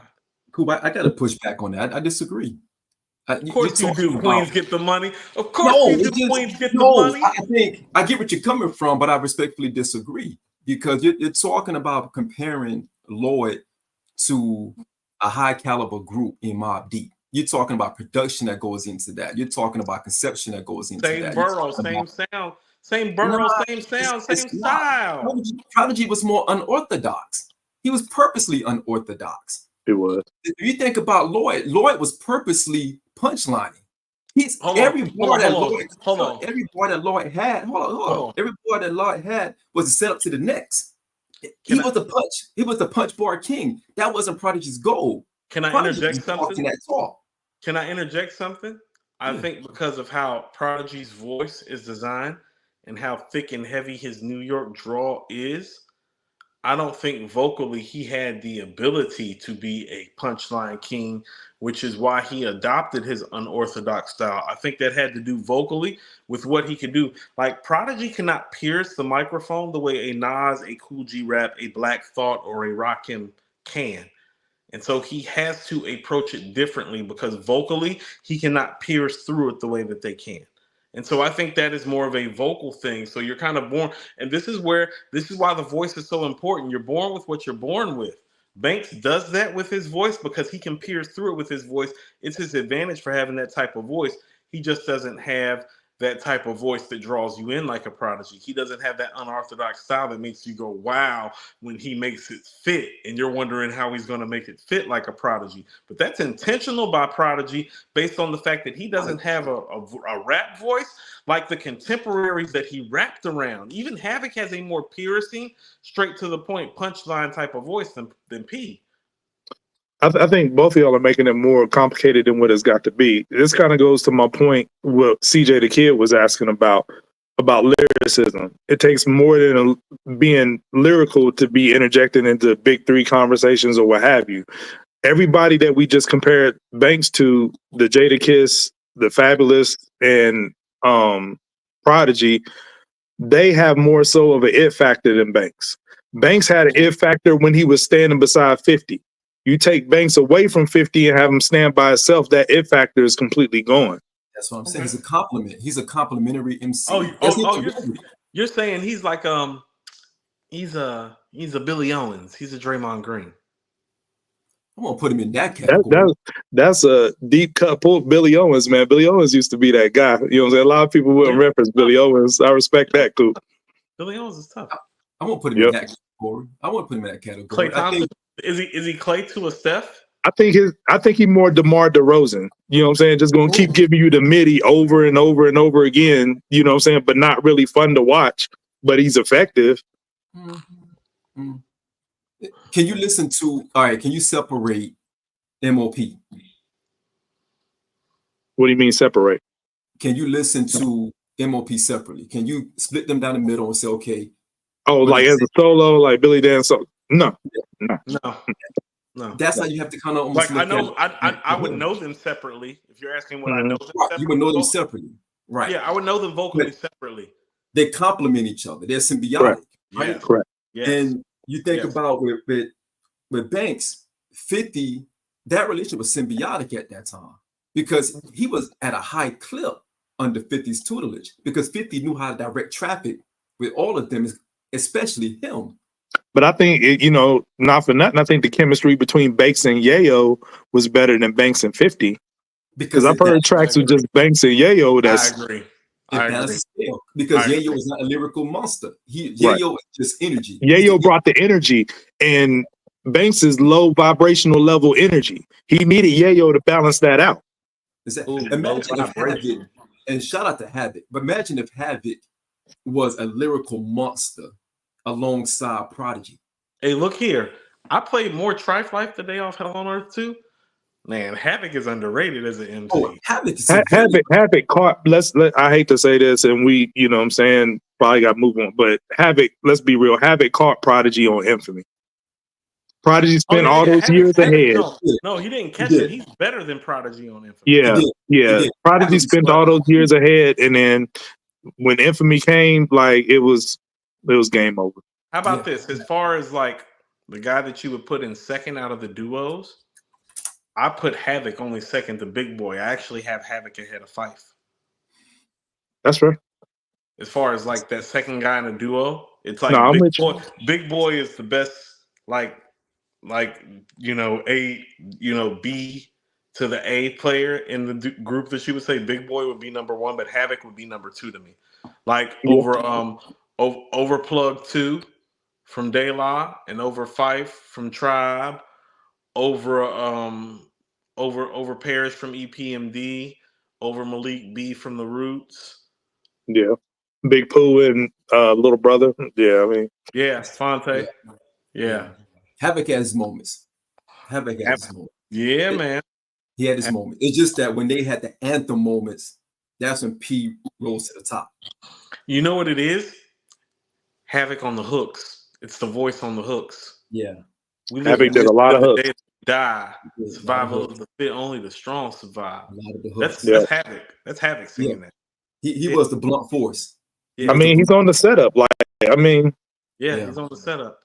Yeah. Give up the goods. Part the live, QBC, or do or die. Yeah. In this business to try. Yeah. No doubt. Yeah, Have did a lot of the hook work. Yeah, that was a dope little sidebar. I ain't gonna lie. No, for real. And we got mad super chats. Cool. All right, we're gonna get to the super chats, and then we gotta slide to the next album. We gotta slide to the next topic too. Yep. Mad Max. Once again, hold on. No. Thank God. No. Oh God. Thank God. Oh man. Mad Max with the $9.99 super chat. Coop. Tyler raps like he got a stick up his bum. Pause. Up his bum. Tyler would actually put that in a bar, which that's crazy. First of all, niggas is we gotta get a human resources department. He would say that. Will Smith's son put his in my bum. Stop it. He's whack. Talking about expanding soundscapes. He literally just mixed mad sounds that were already hot together. Anderson Paak type. Wow. Mad Max once again with the hate. Our man with the $5 super chat. P, shout out to Big Noir for dropping a verse of the year contender with guest feature on Team Infamous with Alchemist and Big Twins. Okay, need to check that out. Mad Max. Banks a non-talented Big L punchline and none else. L has a better voice. He's a lot like Big L, and L is a better rapper. Mad Max, $9.99 super chat. Nobody cares about skill set. We care how well you utilize your particular skill set to make great songs, and a great hip-hop song is a hot beat, great voice, flow/style, bars, concepts, content. Mad Max is called commas. I need you to use commas. I need you to use the English language the way that it's meant to be used. Put some commas in there sometime. It won't cost you a thing. It might cost you a thing. He literally super chatted. It is costing them. It is actually costing them. My bad, Mad Max. Banks has a weak voice. Banks has a weak voice and boring style. Feature rapper at best. He's not a soloist. He's Jamal Crawford. Whoa. Jamal Crawford can cook though. Man. I think my DeMar DeRozan comparison was better. I was about to say, how about this? If y'all had a game and y'all are on the blacktop, y'all taking Crawford or y'all taking DeRozan? Because I'm taking Crawford. Give me they crossover all day. I'm taking Crawford, and it's taking Crawford. And when you take DeRozan, I'm gonna look at you and I'm taking 40-plus-year-old Jay crossover. To be honest, look here. I'm gonna look at you. I'm gonna laugh at you a little bit and be like, "Oh, you took him over him." It's like, absolutely. I'm gonna look at you just like this and be like, "Okay." Okay. Absolutely. You do that. All right. Next album, Che Noir, guys. Yeah. Little, what is this? What is it called? Lotus? The Lotus Child. Yeah. The Lotus Child. Mm-hmm. The Lotus Child. Yeah. What did you think about the Lotus Child? You mind Let if me I jump it start? off. You Yeah. mind if I start up this one? Oh, Up? go ahead, cool. Go ahead. I really enjoyed this project. Mm-hmm. I did. There is something about listening to her rap. It feels like you were listening to rap in its pure form. Mm-hmm. And I think why it is difficult at times for men to listen to women rap is because I think sometimes men don't feel like a lot of the women who rap embody some of the elements of hip hop that attract the men to hip hop. I think she covers those bases. Mm-hmm. Mm-hmm. I was very, very impressed with her choice of production on this album. To give you an example, I think this project lyrically is just as strong as Death Deuce with Love the Genius. Mm-hmm. I actually prefer Love's voice to Che's voice. I always found Che to be the superior lyricist. I think Love has caught up to her as a lyricist some. Mm-hmm. But conceptually, song-wise, beat selection-wise, Che is phenomenal. And people just need to start saying it. She is. Yeah. Every time I listen to her projects, I find myself engulfed in her world. And that is really the fucking job of a musical artist at the end of the day. Whether you are a rapper, a singer, you play the fucking flute, Andre. Whether you play the violin. ATL, stand up. No, don't do that. You don't get to do that. You don't get to do that when the Yankees lost again. Don't do that. Don't do that. I apologize. Do that. Tell your team to get through the fifth inning. You can play the banjo for all I care. But what she embodies when she raps is a lot of the things that made us fall in love with hip hop, guys. And so when I listen to an album like this, I feel like I'm listening to a project that just needs to be more recognized for the songs, more recognized for the artists, more recognized for how she put it together. Because what I feel like she's improved, I don't know if this album is better than Food for Thought, but I said to myself, if I'm getting up this year, just as far as her female rap contemporaries, if you're telling me that I have to listen to Love's album, or Dolce's album, or Rhapsody's album, or Che's album, I'm not saying it's the best one. I'm saying it's the one that I'm most likely probably to listen to. Do you understand?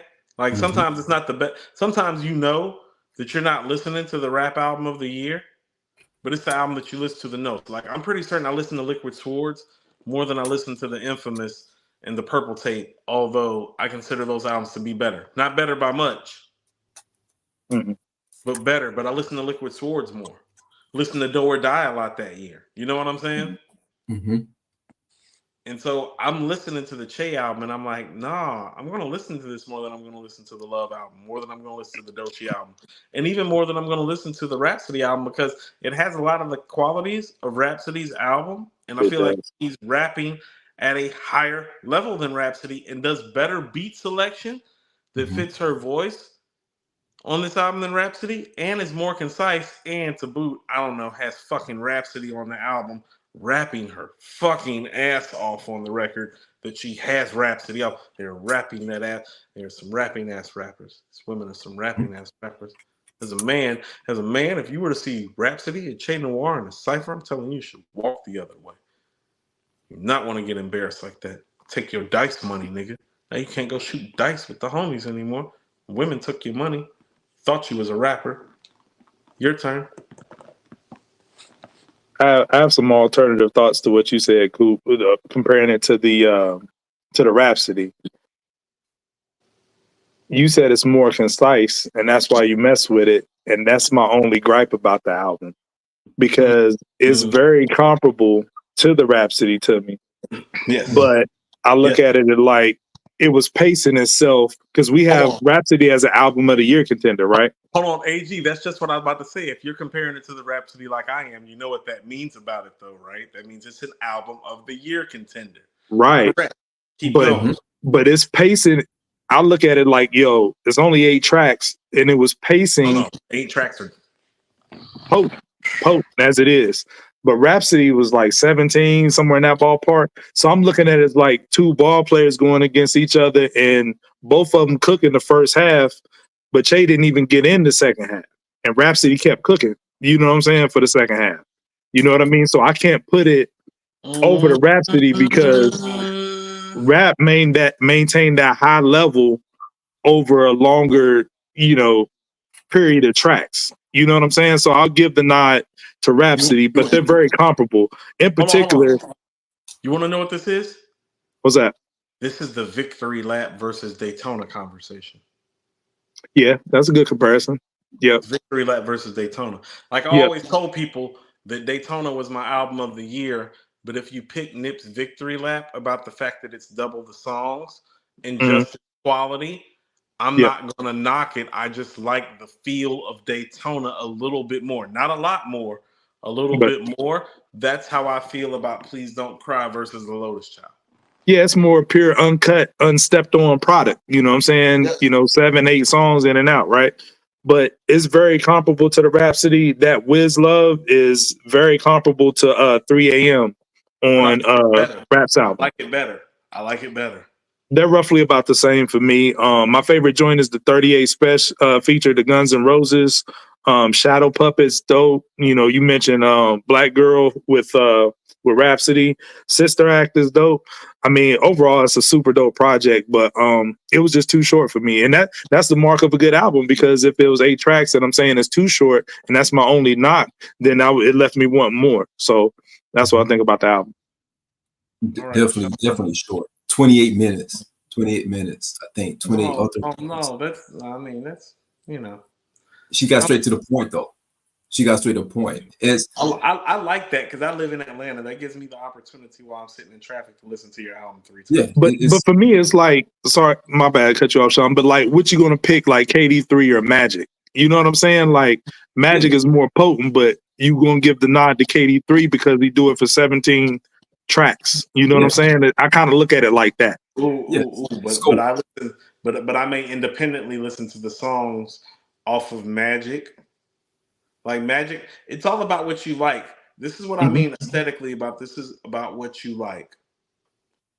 Do you like lightning in a bottle, or do you like to watch the whole thunderstorm? I like lightning in a bottle. So I like Daytona. I like Illmatic. I like Peyton Full. You feel what I'm saying? Yeah. I like. I think it depends on the mood too. I think it depends on the thunderstorm. Like when y'all be like, when people be like, Wu-Tang Forever is the most lyrical album of all time. It's like, I don't give a fuck. I'm not listening to 27 tracks of that shit. Like, give me 13 songs. Take your ass home. But in some ways, that can be looked at as more impressive. If like somebody wanted to argue with me that the level of excellence maintained over Cuban Links is better than Illmatic, I'm not going to argue with that. AG, I'll tell you this. I've probably listened to the Purple Tape in my life more than I've listened to Illmatic about those reasons. And I'm not saying this to throw shade to it. It's kind of funny that I'm saying this in relationship to those 2 albums. Illmatic represents what the uncut crack of hip hop looks like. On the Purple Tape, they're talking about cooking up the uncut crack, so it's not going to beat Illmatic when they're on the same level. About the conception, the themes, and the core. The core of the album is about being a drug dealer. It's not going to win over an Illmatic because of that. Because of the core of the conception. Criminology is not going to beat a Life's a Bitch. You feel me? Incarcerated Scarfaces isn't beating The World Is Yours. Maybe the beat is. Maybe the beat. It's close. Split hair. Like Spot Rushers isn't beating a Memory Lane. No, that's not happening. You feel what I'm saying? Like, it's not, you know? So it's those fundamental things. It's like, do I listen to Glaciers of Ice more than It Ain't Hard to Tell? Yes. Do I think that Glaciers of Ice is a better first single on a rap classic than It Ain't Hard to Tell? No. And most people don't think that. You feel what I'm saying? It's like, no, It Ain't Hard to Tell is actually better than Glaciers of Ice. Think about what I'm saying when I'm saying that. Are you finished saying it? Are you finished saying it? You want to know what? I didn't know you were still here. I thought you were blacked back out again. I know you because you just blanked out. You just tunnel vision. I get it. Nothing. You don't see nothing around you. I get it. Like as we get back to the album instead of Illmatic and Cuban Link, we have other conversations for that. But thank you, Coop, for taking the time. Memory lane, no pun intended. The album was dope. It was a dope album. It was straight to the point. Sometimes you need an album that's going to get you right there to the point. You don't need nothing to draw it out. You don't need nothing to leapfrog over this, give you intros, give you outros, giving you skits, all of that stuff. You need something that's going to get you from A to B, that's going to be potent and dope. And like you said, AG, you wanted more of it because it was so good. I do hold this album in high regard. I do feel that, Shay should get her flowers. The only thing that I'm concerned about is the fact that she's not going to get the flowers that she deserves for having one of the dopest albums in hip hop in 2024. Because if you think about it like this, she doesn't fit the bill for what we see in the other female artists, unfortunately. She's not competing aesthetically or, look-wise with the Lottos, with the Sexy Reds and with the Glorilla's, Coop, one of Coop's favorite artists this year. She doesn't fit that appeal, right? She's bare bones an MC. She looks like an MC. She feels like an MC. She talks like an MC. There's no gimmicks. There's no punches. There's no fluff to it. There's no adjectives to it. I will say this. I actually think she's a pretty girl. I think she actually might be prettier than Sexy Red or Glow. She's definitely a pretty girl, but the industry doesn't see it. She's prettier than Glow or Sexy to me. But we see that. We know that because we're not looking through the industry lens. The industry lens is saying, but she's not sex sells, and she's not marketing sex. So You're not marketing sex. Don't mean that you're not sexy. Still tap that ass. Right. But again, we're talking through our lens. The industry lens are looking at it different. The industry lens is saying she's not showing the ass, she's not showing the tits, she's not showing these things because those things are not getting clicks. No one's talking about this album on a high clip. Put it like this: if Glorilla or Coop's favorite, if who else, Lotto or anybody else would have put together a collection like this, a collection like this, we will be saying they are in a pantheon of the greatest MCs of all time because they have the look, they have the appeal, they have the draw. She doesn't have the aesthetic draw. Because she doesn't have the aesthetic draw, she's not going to get the other audience to cross over to listen to what she has to say. That's what pains me. Because even if you think about Rhapsody, how great Rhapsody is, she doesn't have the aesthetic draw to get that other audience that's tuning in to hear the reckless stuff that we hear for Sexy Red. Don't disrespect the Sexy Red. It's a place, it's a lane for that. Yeah. But we champion, y'all champion them as opposed to champion her. No, when I hear an album like this, Shawn, all jokes aside, it makes me realize why Lauryn Hill was so special because Lauryn actually used to rap like this, but she was so strikingly beautiful naturally.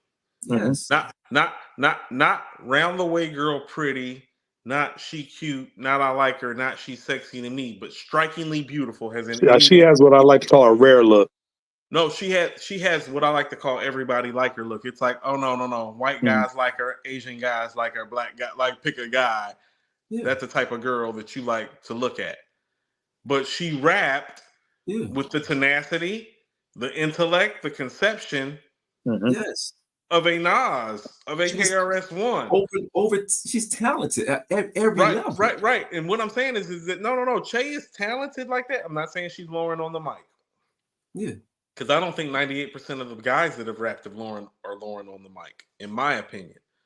But what I'm saying is that she offers some of that. But because she's not drop dead, strikingly beautiful, gorgeous like Lauryn is, like, breathtaking, like you see her, you like because she's not that, she's not getting her due for doing what she does that is very comparable in the vein of what Lauren does. Yeah, and we've seen this happen before. It happened to Bahamadia. Mhm. You know what I'm saying? But It Lauren happened to was able Rod to do Digger. It that in happened the to Rod era Digger with. to a degree. Like, we watched this happen. But Lauren was able to break through and do that in the era with Kim and Fox. You know what I mean? But now I think that ship has sailed. Where I don't think Che can break through. There's a reason that when they used to do all those female remixes and like all that stuff, you never saw Lauren on it. No, they didn't call Lauren. None of those girls were call calling Lauren to do a verse. Not even Missy. Smoke you like my grandfather's pipe, nigga. It was easy work for her. It was That's easy fact. work for her. Like, work. She would have dusted all. She would have, like, imagine Lauryn Hill on the Ladies' Night remix. She would have dusted everybody. Easy work for her. Dusted. Yeah. They don't get no shine. Dusted. They don't get no shine. And that's something we would have liked to have seen, like Lauren, Fox, and Kim all on the same track together. About this, like, in '96, I think she's might be lyrically better than Ghost and Ray. That's how nice she is. Yeah, that's fair. That's how nice she is. That's a conversation. She's like that. It's your conversation, but I get it. Okay, we're going to the next album. We're going to the next album. Then we're going to go to the next topic. Last one, a little short EP by Westside Gunn drop. Free Sly, a little 5-track, little appetizer. This little appetizer for things to come. What do we think about the Westside project? How we feeling about Griselda? Did we like the project? Where's Griselda at this stage in the game? Is it good to hear from Westside? Is there more work coming soon? Thanks tonight. I think tonight. Midnight. I already heard the full project. Oh, the full project? So that was just an appetizer, right? Yeah, still praying. Yeah. I just liked hearing boom, boom, boom, boom, boom, boom, boom, boom, boom, boom, boom, boom, boom. I love it. I'll be real short. I didn't like the project, and y'all can wax poetic about it because I didn't really like it. It was like different to me, and I think I'm just waiting on that Stove album. Moving on. Okay, AG, I'm gonna piggyback off your footsteps, and I'm gonna let Shawn talk since you think you know every damn thing about rap. I was waiting for us to finish, so we're gonna let him talk about Westside's project right now. I'm gonna follow up on the cut right quick. It's only like Coop quantified the fact. You said 5 songs. Actually, oh my god, really 2.5. Really 2.5 songs. So I'll correct you there. Really 2.5 songs. Everything else is just talking. And boom, boom, boom, boom, boom. I think this is definitely the setup for the actual album that comes out tonight, midnight. I'm looking more forward to that. Seeing that lineup, I'm ready for that. But that's all I can say about this. It was okay. I can't really critique it. It's okay. 2.5 songs. I did feel like this. I feel like if this is a reflection of what's to come, is this him getting back in his mixtape bag? Like for me, there's Westside Gunn before Supreme Blientele, and then there's Westside Gunn after Supreme Blientele. Is that a fair Westside Gunn conversation? Absolutely. This feels pre Blientele. So going back to the roots, like, is a nigga catching the train and taking like the $700,000 worth of ice off his neck? Like, I don't, you know what I mean? Is the Balenciaga ski mask like getting put away for a regular Champion hoodie and some Timbs? Like, what is Griselda about to have a second run? Are we getting a Stove solo album officially, like an official follow-up to Reasonable Drought, which would be his debut? Are we getting Stove sophomore album? Are we getting another Griselda project? Because we actually only got one official Griselda project, and I actually think it was underwhelming given the standards of that project. Like, where are we going? What does this represent? Like, what are we doing with this Westside project? Is it? I like WWCD. That was you liked it? Oh yeah, you liked it? That shit was dope to me. I mean, that's typical coming from you guys. You don't know any better. It's okay. Yeah, that problem. I don't like this project. I hope none of these tracks make the new album that dropped tonight. But that's just me. I mean, no, it's not going to make it. It wasn't. That was the intent for that album. WWCD is good. I mean, it's no, it's not good, guys. It's a mid. All right. It is. It's a mid. Cruiserweight Coke is good. Scotty's is good. No Dr. Bird. Dr. Bird's, yeah. Okay, rest of that shit just okay after that. Rest of that shit just okay. Don't worry. Coop will show you the way. We're gonna get into some classic rap album talks right quick. So on October 28th, 1997, Mase released the classic Harlem World, quadruple platinum, within a year and a half of its release.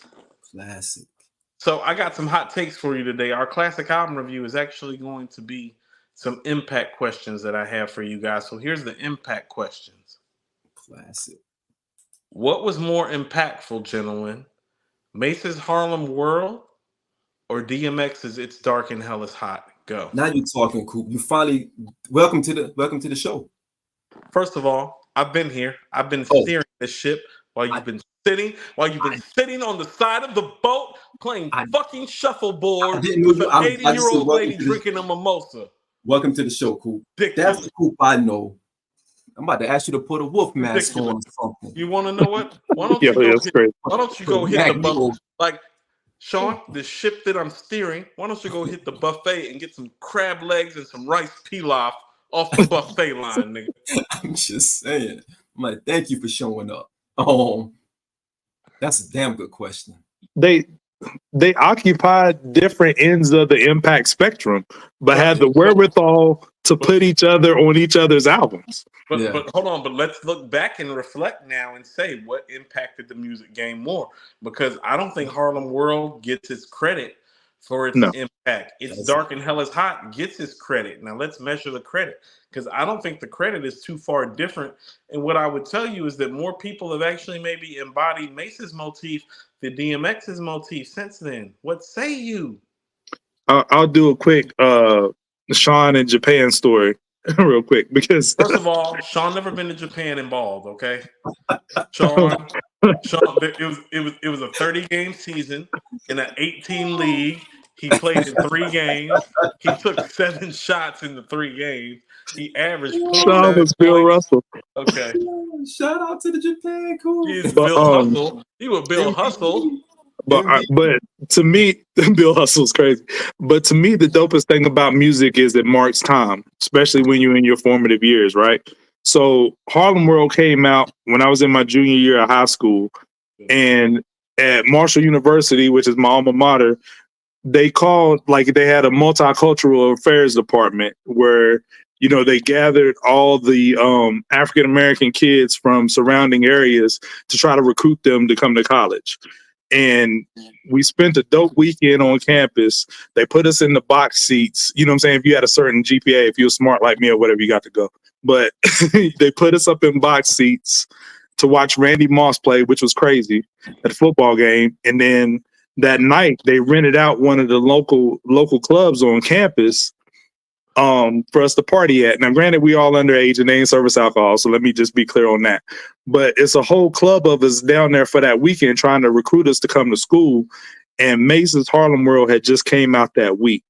And the DJ was like running them joints back to back, like, you know, feel so good. Looking at me, tell me what you want. Like the joint where he was rapping, like niggas want to, you know, act like. DJ was running them joints back to back, and then the album just dropped that same week. And then when we, you know, some of us came back to my hometown where I'm at, we just kept talking about like, yo, that was like crazy in the club. They was playing this joint, you know what I'm saying? And I linked that album to that moment, you know what I'm saying? Because I was like, yo, this is where I'm going to school. It was like lit, whatever, you know what I mean? So I think it was classic for real. Now, AG, had you been a primetime football player, you would have had that experience plus strippers and cocaine. It would have been okay. So we can leave out the cocaine, but I did, you know, I will say this. I did get my time on the football sidelines, not as a player, but I'm a former athletic trainer. I used to work with the Thunder and Herd on the sideline as an athletic trainer before I became a physical therapist. Nobody so wants to hear another claim to fame. Massaging hamstrings. I'll be honest. But my stories is actually true. You know what I'm saying? Sean's the cap. As an athlete, I don't want to hear that. Everybody knows Shawn is lying. Every Thursday night, I would start receiving text messages about Shawn's lies when the show is over. It's like, yo, Coop, like this nigga really ain't ball nowhere, did he? He'll be like, no, this nigga didn't ball nowhere. It's like, show the pictures. What y'all talk? I got the pictures. Let me go for the clips, man. Oh my god, we really. That's not the clips we want to see. We want to talk about Malice and Push or not. AG, this is me blinking twice. We got to get control of the server, so we can't do this. Y'all gonna stop? Yeah, y'all It's gonna not this is Shawn dressed like Darius Miles for Halloween. It's not a real basketball. What is wrong with y'all, man? Not a So real what, we're gonna pay basketball him photo. So we're gonna Fishing pay him going, man. $18 million to average 7 points? Nigga, where's my sponsorship money if we're doing Yo, this? keep the Shawn was conversation. running. Shawn was running down the court. Like, That is crazy. Ridiculous. Let's keep Here. it on topic, man. Nah, We are gonna keep it on topic. We're gonna keep it on topic. AG, thank you for the great transition. The Clipse have signed to Def Jam. No, let me get that Mase tape. What we doing? No, we're not doing that. Mase album was dope. DMX album was dope. Although we didn't have DMX in the ledger. We were talking about Mase album, but Mase Yeah. album was dope. Mase album honestly was the album that forced me to change my style, and how I Thank dress. God. You know what I mean? Beef and broccoli. You know, Tim's. Wearing the cardigans, you know, wearing, you know, just like the preppy boy look, you know what I mean? I know Coop doesn't understand that. But you know, Coop was wearing like windbreakers and shit. I was wearing like cardigans and stuff like that. But because there's nothing wrong with my windbreakers. It's a lot wrong with the windbreaker. It's a lot wrong with the windbreaker. But he was wearing windbreakers. I was wearing we was wearing velours with Tim's. That was a nasty time. Nasty time. I like my Rocawear velour suit with my And a headband. That shit was crazy. No, I didn't do a headband. That's going too far. That's nasty work. Headbands are nasty work. It was time, man. With the rhinestones in it. Not for you. Dope album. Dope album. Okay. The next hip hop classic we're going to discuss is Ice Cube's Death Certificate. Personal favorite of mine. Dropped October 29th, 1991. Another impact question for you, gentlemen. More impactful album. Ice Cube's second solo album, which is Death Certificate, the follow-up to the classic America's Most Wanted, or NWA's Niggas for Life, the follow-up to the classic Straight Outta Compton, which Ice Cube infamously penned a good majority of. What's the more important second album, Niggas for Life or Death Certificate? Go, AG. I'm gonna make a little caveat, Coop. I'm gonna say Death Certificate, but here's my caveat. It was the follow-up to Kill It Will EP. And the reason why I say it's more, the reason why I say album. Yeah, true. But the reason why I put that caveat in there and I say it's more impactful, because this lines up Cube to have, I don't even want to say arguably, I think this is the greatest start to a career ever in hip hop. Straight Outta Compton, America's Most Wanted, Kill It Will EP, Death Certificate. That's why Death Certificate solidifies that and is more impactful. It starts out, it's the greatest start to a career in history, and the fact that he had to regroup after leaving NWA. So that's my take. It's more impactful. No, I echo that. Love that take, AG. I love that take. Thank you. I echo that. Yeah. What you got, Shawn? I echo everything you said. I agree. Okay. I think for the first time since this show started, we actually all agree about the same thing at the same damn time and can actually just slide to the next segment. You see what Mark said? Talk to him, Mark. Tell him who I am, Mark. Tell him who I am, man. First of all, tell the him way who I am. You see that? Y'all see that? Shawn. That's Shawn, you pulling out Post-it notes? What are you doing? It's a newspaper clip. It's an old newspaper clip. It's vintage. Old newspaper clip. Shawn. My mother used to cut things out and send Shawn. Oh my God. My nigga. The way my progressive lenses, you pulled out a Post-it note. Shawn, the way these progressive lenses are set up, I can't see that shit. Can't nobody see that shit. Yo, that is crazy. Talk to him, Mark. Can't see that shit. I can barely see what's in front of me half the time. Right. 15, 20 feet away. You're bringing up a newspaper clipping. Shawn took that off the refrigerator and held it up in the camera. Yeah, shit is small. It's an old vintage joint, man. It's like overseas, man. You got overseas shit. Y'all don't play sports. Yo, next album, Coop. I didn't play sports. It's ridiculous. We're done. You know what? Last but not least. You can't Little Rock La Familia. Although it is considered to be a JayZ album, the Dynasty album actually dropped. I don't have the SKUs for it, AG. You got the SKUs for the day that it dropped? Today, the 31st, and 2000. 2000. Yeah. Okay. 2000. 24 years ago today.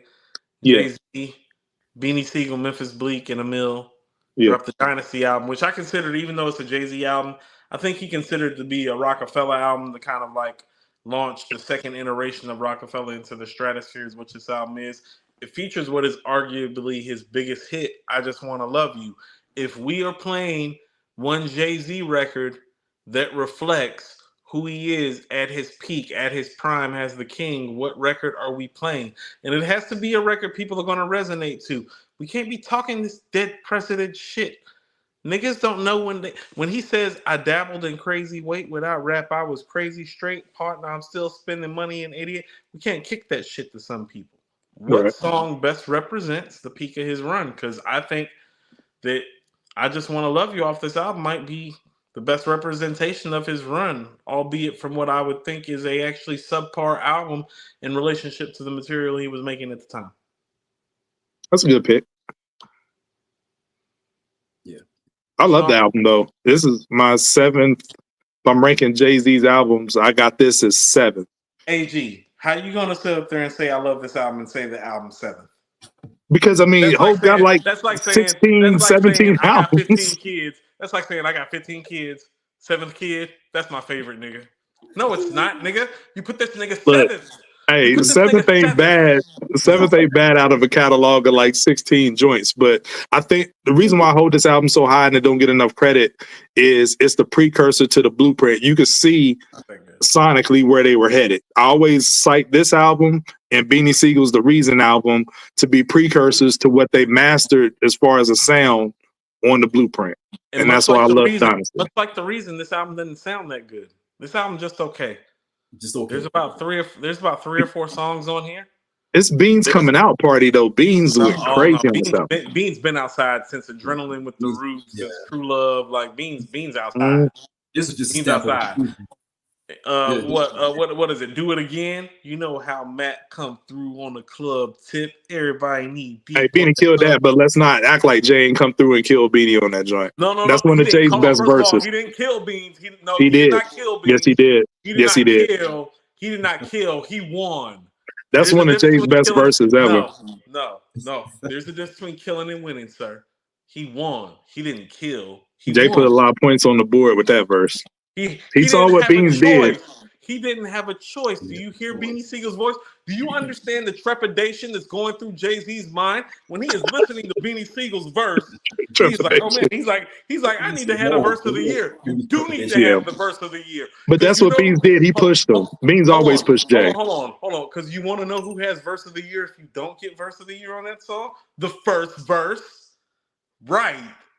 Beans. In 2000? What? Do It Again? You said JayZ's verse of the year in 2000? What, they're in the club verse? Yeah. I mean, I love that verse. It's one of Jay's best verses, but I don't think it's verse of the year. I mean, you got Prodigy's first verse on Keep It Thorough. No. Jay's verse is better. On Keep It Thorough? Yes. Don't talk to me about and not for nothing. He's yo, all right, but he's not real. When he said that shit, good night. But I'll see that verse and raise you Nas on Bridge 2001. I like the Bridge 2001. No, bro, it's not better. It's not better. Your boss lieutenant, your whole lieutenant, your boss get found. Yo, come on now. We'll go on a different sidebar with that verse. Nas went crazy. Times 100 G's in your grill. No. He was going at Nas. He got a little flow. I think the same shit happened to Kane. 3 cuts in your eyebrow trying to wild out.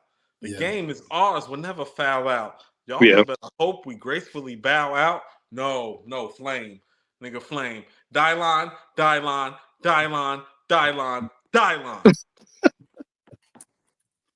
Yeah, but Dynasty slept on. I love that album.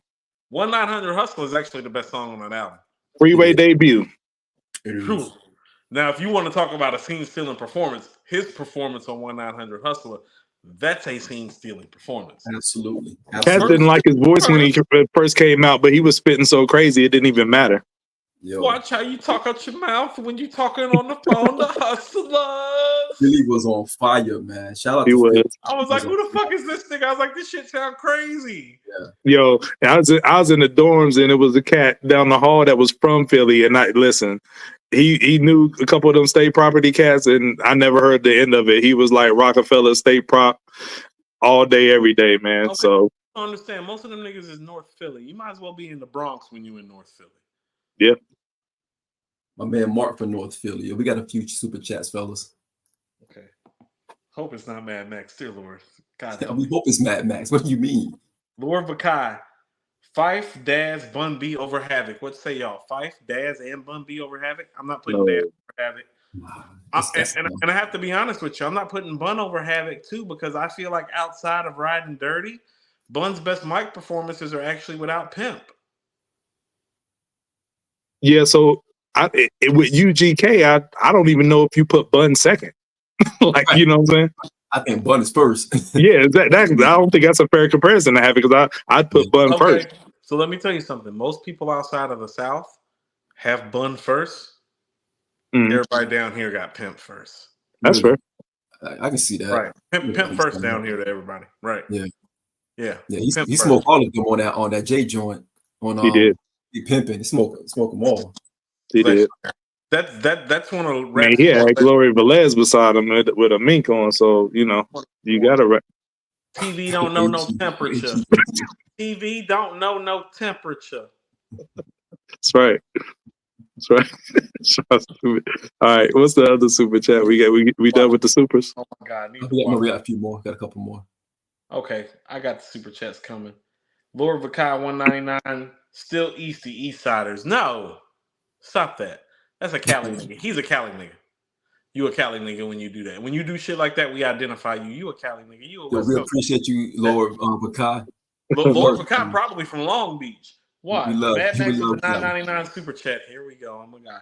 Love Mase, but it's X. But Mase flow was stolen more than any other rapper since his flow was so lit. Fab made a career with his flow. Facts. Fab made a career with his flow. And Big L style, I still think Baby and Gunna flow is Mace's lackadaisical flow. I think Mase got his flow actually from L, not the other way around. L was the leader of that pack. Mase and Cameron were Scottie Pippen and Horace Grant. Big L was Michael Jordan.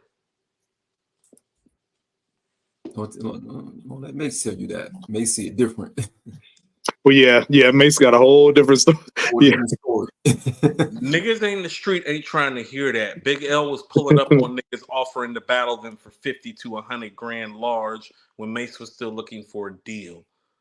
L was out here with his brother putting money up against niggas, including Jay. He's putting up money for other stuff too. Hey. Due to the statute of limitation and lack of information we know, we're going to say that he is running a successful record label in business and enterprise. And our man with the $5 super chat, are y'all still do a station head on Wu versus Native Tongues? As soon as these sissy ass niggas step up to the plate and want to fight me, we will.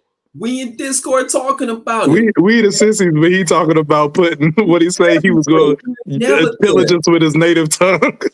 Yeah, you did say that though. We joked about that. We everywhere. You ain't never there. Why would we ever care? The best thing to come around here. We're doing it next week. We're doing it. That went viral. We're doing it next week. Our man, we're doing it next week. Apparently, these niggas are in the fucking Discord talking greasy. CJ the Kid with the $5 super chat. That J verse is better than every verse on Supreme Clientele in 2000. I didn't say that. that. 2000 goes to that guy. Scientific. My hand kissed it. Robotic. Come on. I missed it. Verse on 1, Nutmeg. Hey, come on. No. Nutmeg. 3 ravioli bags. Come on, man. Beans, yellow belly. That first verse on 1 is my shit. I love it. I love it. My favorite verse is wait for Jake. We want 8 ravioli bags. My favorite verse is Mighty Healthy. Heavy rating rhyme writers. Yeah. Talking this crash out of Rikers. pulled out a kite from this white bitch talking about damn Ghost. You the Ghost. only nigga I know. No. Like when the cops come, you never We never hide his toes. toes. I was like, yo, that's the illest shit I heard in my life. Yeah, I don't like, know. Mighty think about Healthy's up there. This nigga talk about a letter in jail that he got from a white chick, and the white chick is telling him, like, nigga, I like how when the police pull up, you the only rapping. It's not hiding your pistol. It's like, that's how he ended up in Rikers, bitch. Ghost is that guy, man. Yeah, Ghost. I ain't even gonna front on you. Ghost is that dude. Yeah. Nice. All right, couple things before we get out of here. Let's get to a little quick business. Clipse signed to Def Jam. Quick thoughts, gentlemen. Try to keep it under 30 seconds, a little rapid fire. Clipse signed to Def Jam. AG, they're from Virginia. You're from West Virginia. Nobody cares what Shawn thinks really anyway, so go ahead. Totally different monsters. Totally different monsters. That's crazy.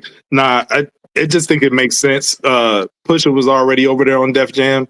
This makes sense for the group, but I'm of the mindset who really needs the labels anymore, because it's not like Def Jam's going to put a whole lot of money behind them and promote them. Everything is promoted on social media anyway. But I just think from, our artistic standpoint, Pusha was already there, so why not? Shawn? Well said. All I gotta say is, I'd like to quote the JayZ, who infamously predicted all of this on labels. Tommy ain't my motherfucking boy. When you fake moves on a nigga you employ. Next. All right. New Drake video. No face. A lot of people out here are feeling like Drake is just trying to keep the content up. To keep the fact that he got his ass whooped down. What say you guys about the new video? The energy of the video, looked like he ain't lose, but he did. I don't like it. It's like he didn't get the memo that he lost. Right. I don't like it. That's my take. I don't like it. Drop an album or drop some songs this and do it back. I leave it alone. You have to understand something. I agree with you all, but also understand where he's coming from, because to be great, you don't just have to work hard. You don't just have to be talented. You know what else you have to be?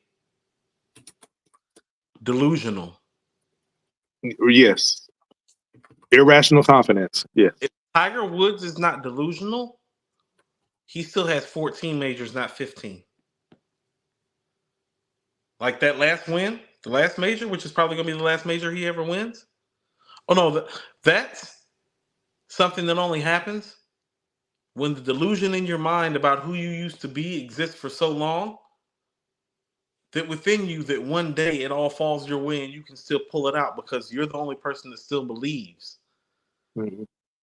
And so the same thing that I don't like about it is what I do like about it, because it's part of what makes him great, quite frankly. It's the fact that he's acting like it didn't happen.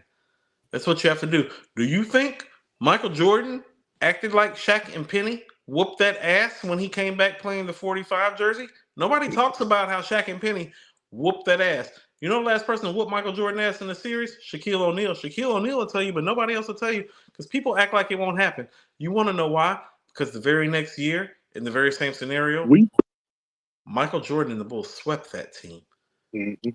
Because the delusion of grandeur that was in Michael's mind, Mike actually thought that he could come back with 17 games left to play in the regular season. Or was it 27? 27 or 17? Anyway, it's about 17, yeah. About 17 games left in the regular season. Yeah, it came out it came back in like late April. And thought that he was about to beat an Anthony Hardaway that was about to make first team All NBA as a point guard, and a Shaquille O'Neal that was about to make second team All NBA, only to Akeem Olajuwon, who was in his prime as well. And he thought he was going to come back after being gone for 18 months, smoking cigars, fucking these hoes. Whoa. He's fucking these hoes. Everybody knows Mike fucking these hoes. Let's move on before you indict MJ. It's crazy. Stop playing that. All these rappers. Look here, man. The finest girl in your city is fucking your favorite rapper or ball player, not you. Anyway. It's a family channel. Anyway, first of all, or if you're in Atlanta, you can have Coop's good fortune and you can share that girl with these niggas. It's no more fun. Take it from somebody who knows. Can tell you some stories. It's another conversation for another day. Let's go to the next topic. Dr. Dre and Snoop Dogg, Shawn are releasing Missionary in December. I told you. It's happening. You did. Shawn, I would like to tell you that you were right. I was wrong. This track looks fucking terrible. It does. It really does. Track looks I'm worried. fucking y'all. terrible. Don't do that. Don't do that. Don't do that. Look at this track list. No Dog Pound. Terrible. Yo, And they put out a hell of an album this year, so I was disappointed about that. who was Kane and Coca? Come on, y'all. Who was Coca Saria, man? Yeah, come on, man. What do you mean, come on? What do you mean? He got like, hey, what Andrew said, he got Tom Petty and Jelly Roll on here. Tom Petty been dead, what, 7 years? Andrew said Tom Petty's been dead 7 years. Man, people been using Pac vocals for the past 20 plus years, bro. Don't do that. Tom Petty vocals. AG, what are you talking about? People using Pac vocals. Yeah. No, man, they ain't using, man, y'all. Man. Here's my thing, right? Look at this. Man, look at this. I'm just laughing at the irony that Dre said all that about he prefers one producer and one rapper and Lincoln, but he was talking about, like, I think I seen somewhere that all the tracks are produced by Dr. Dre and the ICU. So he has a production team. What's a production team? That's going to be doing this. So money? No, we're gonna unpack it. We're gonna unpack it. Glad you all had your thoughts. I don't give a fuck about this album. I give a fuck. I give a fuck. I don't care. Yo. I don't give a fuck. Oh no, Coop, keep that same energy if it's fire, bro. It might be all right. Who is Fat Money and Stallone? First of all, I like the cover though. I like the album cover. Judging on the track list and the fact that neither one of these guys want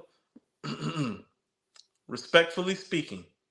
No, I'm gonna wait till that's done. I'm gonna wait till that little condom pack is done. Respectfully speaking, gentlemen. Oh my goodness. When is the last time Snoop Dogg has dropped a classic?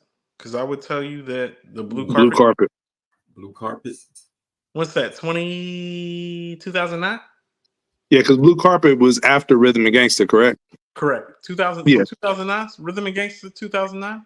Yeah. I mean, I'm sorry, like Blue Carpet Treatment 2009, right? That was. I get those two mixed up, but I think Blue Carpet was his last joint. That was arguably classic. 2007, I think. Yeah. Blue Carpet was on 2006. Blue Carpet's 2006. It's been that long. That's crazy. Yep. I didn't realize it was that long. Yep. My daughter wasn't alive, nigga. This nigga's about to go to college. I'm gonna say that again. When Snoop Dogg's last classic came out, my daughter wasn't alive. She's about to go to college, nigga. So it's been a minute. She just walked in the house. That's good for her because the fucking curfew's about to hit. Just heard her walk in. Good for her. She said she gets to live to see another day. She got her driver's license today. Shout out to my daughter Sade for getting her driver's license. Congratulations. But better than that, staying alive like the Bee Gees by making curfew. Excellent job by her by making curfew. Get to stay alive, nigga. That's more important than anything. It's breathing. You're here for this shit. Putting her on blast is wild, man. I don't give a fuck. I don't give a fuck about this album. This album don't look good. It don't sound good. You telling me fucking Snoop ain't made a fucking classic rap album in 24 years? 23 years since he made a classic album? Hey, that Back on Death Row album was pretty tough, though. I ain't gonna lie. I'm not done. When's the last time Dr. Dre made a classic rap album? When's the last time Dr. Dre is the executive producer of a classic rap album? Do you count Good Kid, Mad City? Some people don't. He didn't even do any beats on there. He gets credit for a beat on there. The one time he's rapping on there is a Just Blaze beat. Yeah, he just the Marshall album was dope. Documentary. The Compton album is not that great, if I'm being honest. It's not. We don't even talk about it. So documentary. That 2005? Is that 2005, nigga? Yeah. And can you even give that full credit to him? Because he had a handful of tracks. He didn't produce the majority of the album. No. He put the documentary together. Because are you talking about executive produce or produce? Is a difference. Okay, so this is what I mean. This is what I learned from the glove conversation. Well, I know for a fact, and I've heard this from multiple people now, well, Dr. Dre didn't like those early game sessions, which is how 50 ended up coming into play. Right. And so if Dr. Dre is the one that put 50 in play in the documentary, Oh no, that is the difference in. No, nigga. Yeah, you made that happen. Executive producer, Crip check. But that's 2005. It's 2024. So we got one nigga that's 19 years removed, and another one that's 18 years removed from the last time they did some classic shit. Are we clear about that? Yeah. Now Nas Do you made think Life it's any pressure? Now Nas made Life is Good in 2012, y'all. And we looked at the shit that he just did like, oh my God, how'd you do that? Y'all really think this album about to sound? I'm worried. I'm worried. I'm be honest. But what's weird is I don't feel like there's any pressure on him. We need to check up on our West Coast friends, make sure these niggas are okay. It's gonna be suicide watch if this album is not. Shout out to my West Coast homies. To my West Coast homies, blink twice if you're in danger. If this was a one-off, it'd be different. But you're saying this is Missionary. This is a follow-up to Doggy Style, is what you're telling us. Yeah. With no dog pound. With no dog pound. There's no dog pound on there. At least bring back the gas. Bring back RBNs. Bring back. They ain't even bring back Rage. Yeah, they ain't bring back Rage. Bring back the crew. Daz is the Doggy Style. Daz has had some disparaging things to say about Dre lately, so I didn't really see him being on the album, if we're being honest. They're true. They're true. Yeah. I mean, nobody's disputing that. I'm just saying, like, if you making an album, somebody talking greasy about you, you putting them on the album? Very concerned. Hey, look, because put it this way, right? It gives credence to what Daz is saying if Daz makes the cut. Look at it. Look at this. Like, pull away. No, oh my God. You dropped the dog pound guy. And no disrespect, because I don't know these guys, but no disrespect to Stone and Fat Money. No, for real. Look, just let's take a minute, right? Yeah. If you put Daz in this mix, it gives credit to what he's saying, because that brings up more questions like, well, how many songs did Daz produce since he was involved in these sessions? So I'm not going to leave any question about that and bring that person in the fold. But you don't bring him in for that. Bring him in just for the Daz did the beats. Yeah. Dad did most of the beats and the drums on Doggy Style, and Dre orchestrated and put it together, and that's already been discussed. Yeah, okay, so you want that to be a talk again around this one? If it's bring good rap music, I don't care. You Dre, you're Dre. What Shawn said. What Shawn said. Well, call corrupt. Call corrupt then. Okay. All I know. Here's what I know. I know Crystal Glove Taylor told me one time there was a song that they were working on. The song was called Deep Cover. He said, we didn't have the money. Said instead of paying the company for the sample, we figured we just call a nigga Rump. Figured we call one of the Isley brothers to fucking play it. Dr. Dre handed me a credit card to buy a Clevenger. This is what the fuck I'm talking about. That's production. It's like, no. Go buy the guitar. Fuck paying the record company for a sample. We're going to go buy the guitar. We're going to play the nigga who created the sample to play the sample. Hello? Production. Necessary. That's what, and this is what I mean about how it changed my life. I never thought production was that until he explained that shit to me. But when he said that shit, I understood very, very clearly. I was like, it's like, you're absolutely right. I was like, that is executive production. Here's my credit card. Go buy the Clevenger. Go call this nigga who actually created the sample and tell him we'll pay this nigga 15 racks to come play the sample live. That is production. Do you think that this album is about to have a fucking Isley brother playing the Clevenger with a song that sounds like Deep Cover? Hell fuck no. I want to know what happened to the Sting feature. They pulled Tom Petty vocals because they couldn't get Sting. I don't know. Dr. Dre said they had Sting on the album. I don't want to know. I'm good. That's funny. I'd rather have Sting the wrestler on the album at this point. Let's go. That's hilarious. But what about that aspect of it, about what he said about producers, like one producer versus live producers? Let's get into that real quick before we go on. I think this nigga, that's where we were going. I think this nigga got a lot of nerve. Because he has a team. Has a lot of nerve. Yeah. He always has a team. First of all, this nigga is always, I'm going to say this again. I interviewed Crystal Glove Taylor. I know for a fact, Dr. Dre's always had a hand man. First of all, he's had Crystal Glove Taylor pretty much since Shaka Khan made I Feel For You, nigga. He's had Crystal Glove Taylor since Shaka Khan made I Feel For You. Nigga, I Feel For You came out. Nigga, we were all barely potty trained when I Feel For You by Shaka Khan came out. Nigga, that's how long Dr. Dre's had an assistant. Dr. Dre had an assistant when being potty trained. Nigga. And I'm not exaggerating when I say that. All right? He's had an assistant since we were being potty trained. He's had Mailman. He's had Sam Snead. He's had Michael Zondo. He's had Crystal Love Taylor. He's had RBX. Like, he's had Snoop. He's had Ice Cube. He's had Eazy-E, 50 Cent, The Game, Eminem. Like, nigga, if this was slavery, it'd be Candyland and fucking Django. All right. Here's the thing. We in an era of, you know, where the single MC, single producer is like a hot commodity again. That's what everybody wants to do. But I do think the team approach can work if you have. I'm glad. You know what I'm saying? LT was on here earlier because he talked about being an A&R. That's something that's missing in the game currently, right? As long as somebody's overseeing a team of producers, like an A&R or executive producer, the whole I get a beat from this person, that person, this person, that person can come together as a cohesive album. You look at the classic albums where that happened. You look at Illmatic. Illmatic set up the stage for everybody to get different super producers to produce the album, right? But look who was overseeing that project. Large Pro was taking Nas to place to place. He was right. AR in that whole project, even though Search gets the, you know, the EP. So when people talk this super producer shit, people need to understand that it's like, no, Large Professor got Q-Tip in the fold. Right. Got Pete Rock in the fold. All of them. Got DJ Premier in the fold. It's not like Nas know these niggas. Right. He introduced Nas to all of them, but it was not. He did say on Math Hoffa's podcast that this was Nas's vision, that Nas wanted to seek them out, but LP is the one who made it happen. Listen to what I'm saying. Illmatic is not fair territory to discuss the producer conversation because Illmatic is what it is because it changes the producer and the MC conversation. It does in both aspects. But another good example is the Blueprint, hip hop.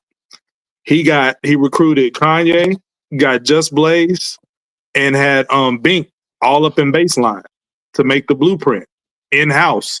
Jay going from room to room. They're involved here in each other's sessions, getting that competitive fervor going.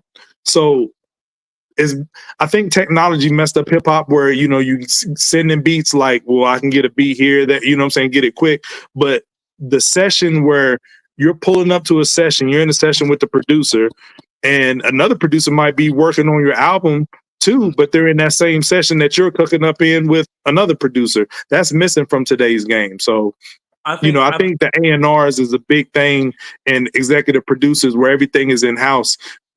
That's missing to make classic albums. Can I tell you something? I think the producers just aren't as good anymore, and it's even a bigger problem than the MC. They're beat makers. They're not producers. No, here's what I'm saying.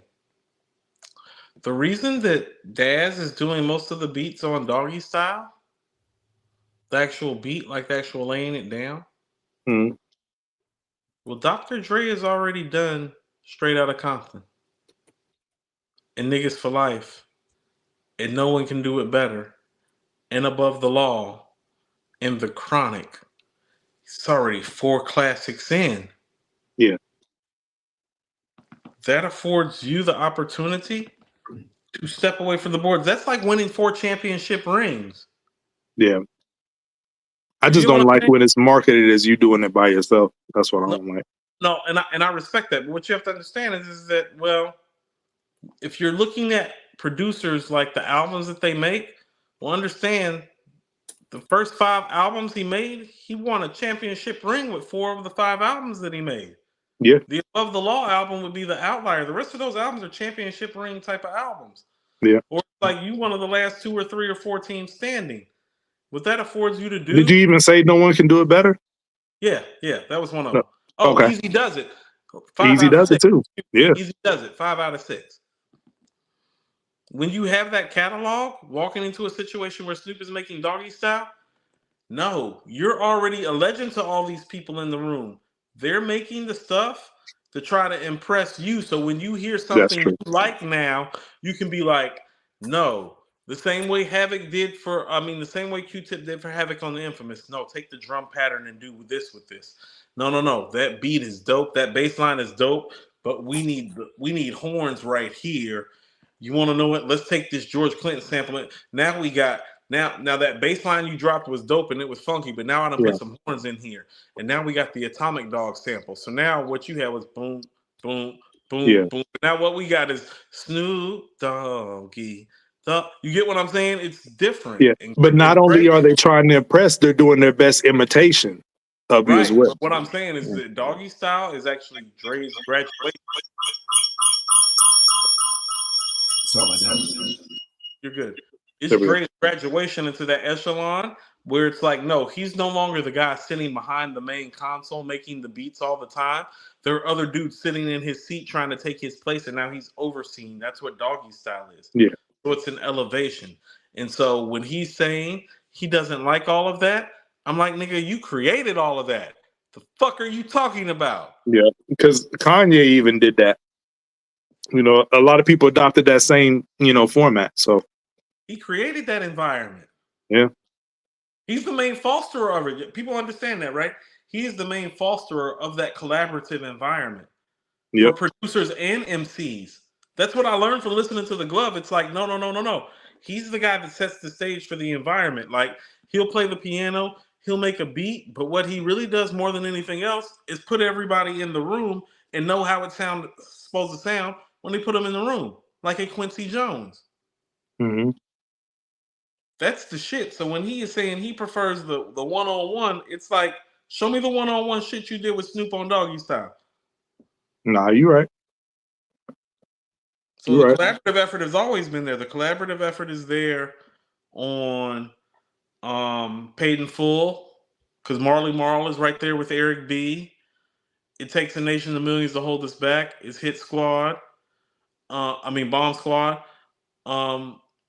Greatest Adventures of Slick Rick is Rick Rubin and Shock Lee and Rick. You know what I'm saying? It's like, no, go look at our classics. It's always a team of people. That's why the Wu-Tang shit and the Purple Tape shit and the Liquid Sword shit stand out so much. It's like, oh no, that nigga really did all those beats. He the only one like that. Mm-hmm. Him and Preem. And Preem don't have a top 15 rap album, y'all, unless you think Moment of Truth is. Yep. Nah, that's why I got RZA #1 all time. Right. So it's like, oh no, ain't none of these niggas making beats by themselves except for RZA in his prime. And even he had True Master and Fourth Disciple in the back end. Brooklyn Zoo's True Master. Mathematics too. Yep. Since we on producer talk, you want to slide to the Discord joint? Sir, it's all yours. I believe our Discord Dialogues winner this week, AG, is LES. I want to pass it to Shawn before I talk about it, because this is Queens Get the Money all day. AG, go ahead. I'm putting everything in the chat, our Discord links and everything. Okay, got you. Yeah, so our Discord dialogue segment, I wanted to do a producer segment this week since we were talking production talk with Dr. Dre, and LES won the votes.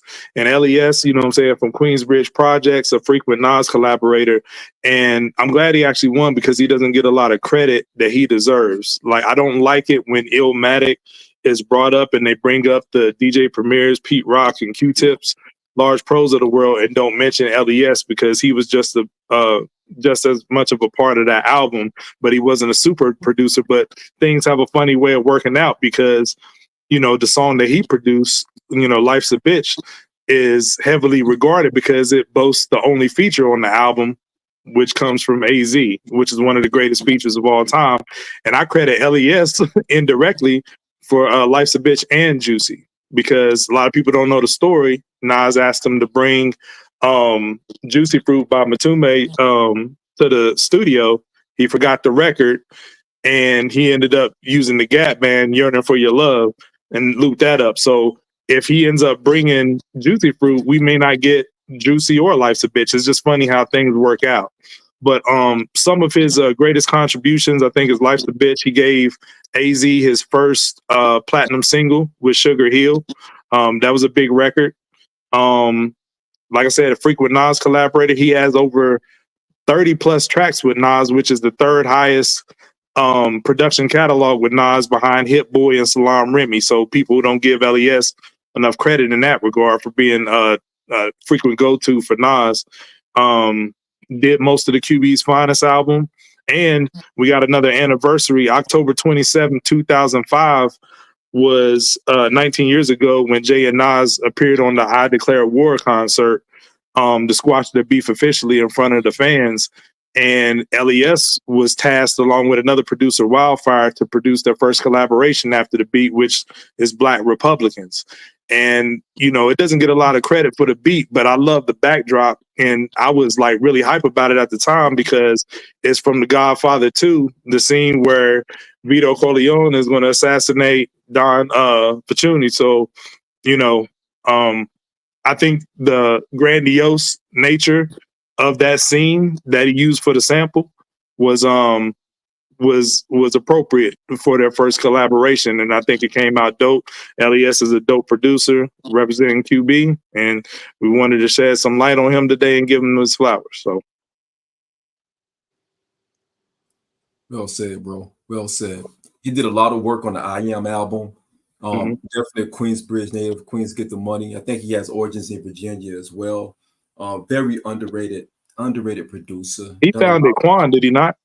He did. He was one of the founders of Quan. Yes. Right, Newport News. Yeah, Yep, he brought Quan over. Very underrated.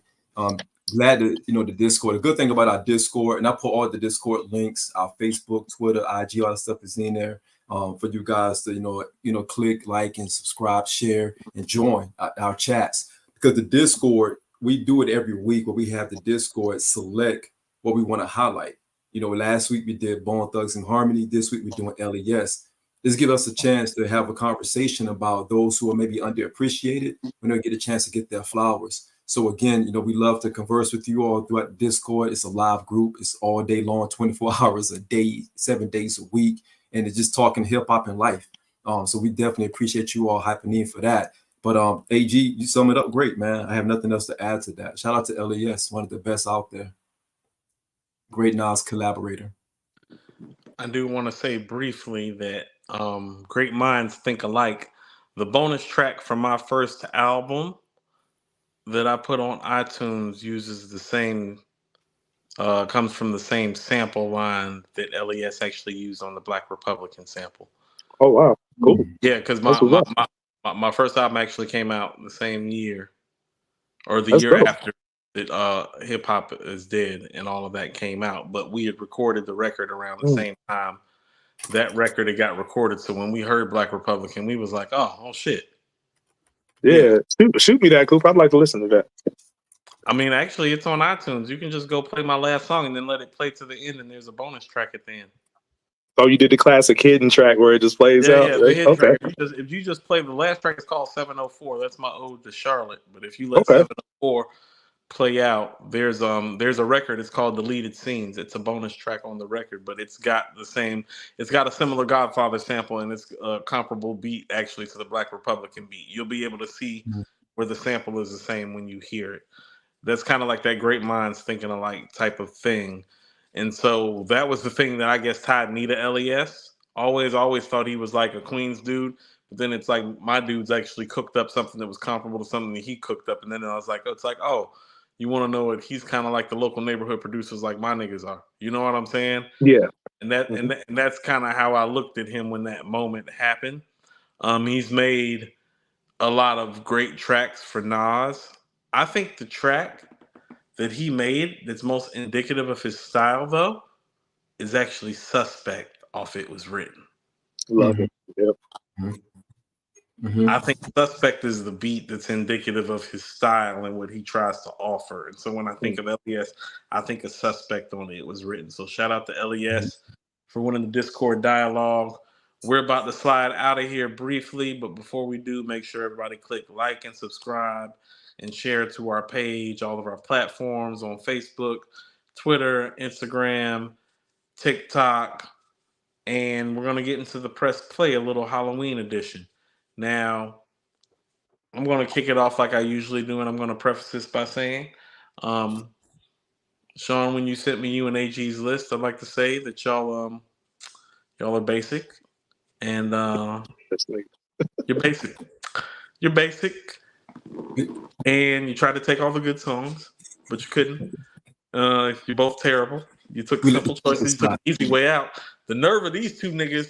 I want everybody to understand the nerve of these two niggas to send me a Halloween playlist and not pick any song from the only Halloween soundtrack that we've ever had. But I'm going to go ahead and get the press play started with my number one, which is actually from the only Halloween soundtrack hip hop has really ever had, which is Tales from the Hood and the title song Tales from the Hood by Domino featuring Chill. So that's my number one, Tales from the Hood. Yeah, remember Tales from the Hood?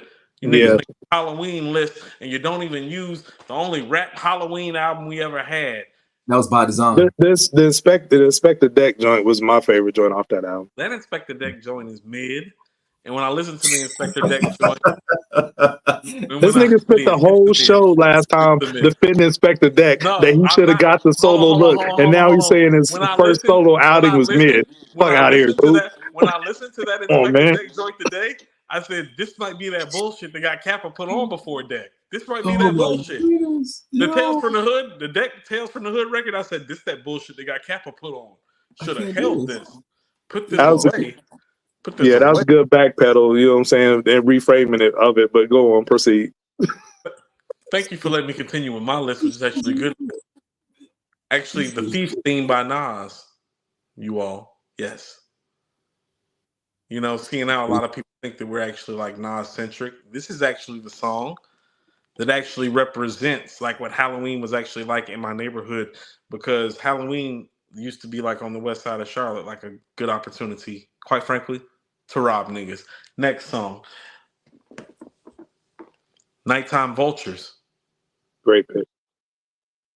Well, you know, Shawn tried to pick Hell on Earth. That's right, Shawn. Blowing up your list. Shawn tried to pick Hell on Earth by Mobb Deep on his list. You'll get to Shawn's whack list in a minute. You get to Shawn and AG's whack list in a minute. I actually thought I might I'm the one that came up with the concept. Why you hating on my list? First of all, like, what are you doing? I want to tell you why. Because he took my mind playing tricks on me from me.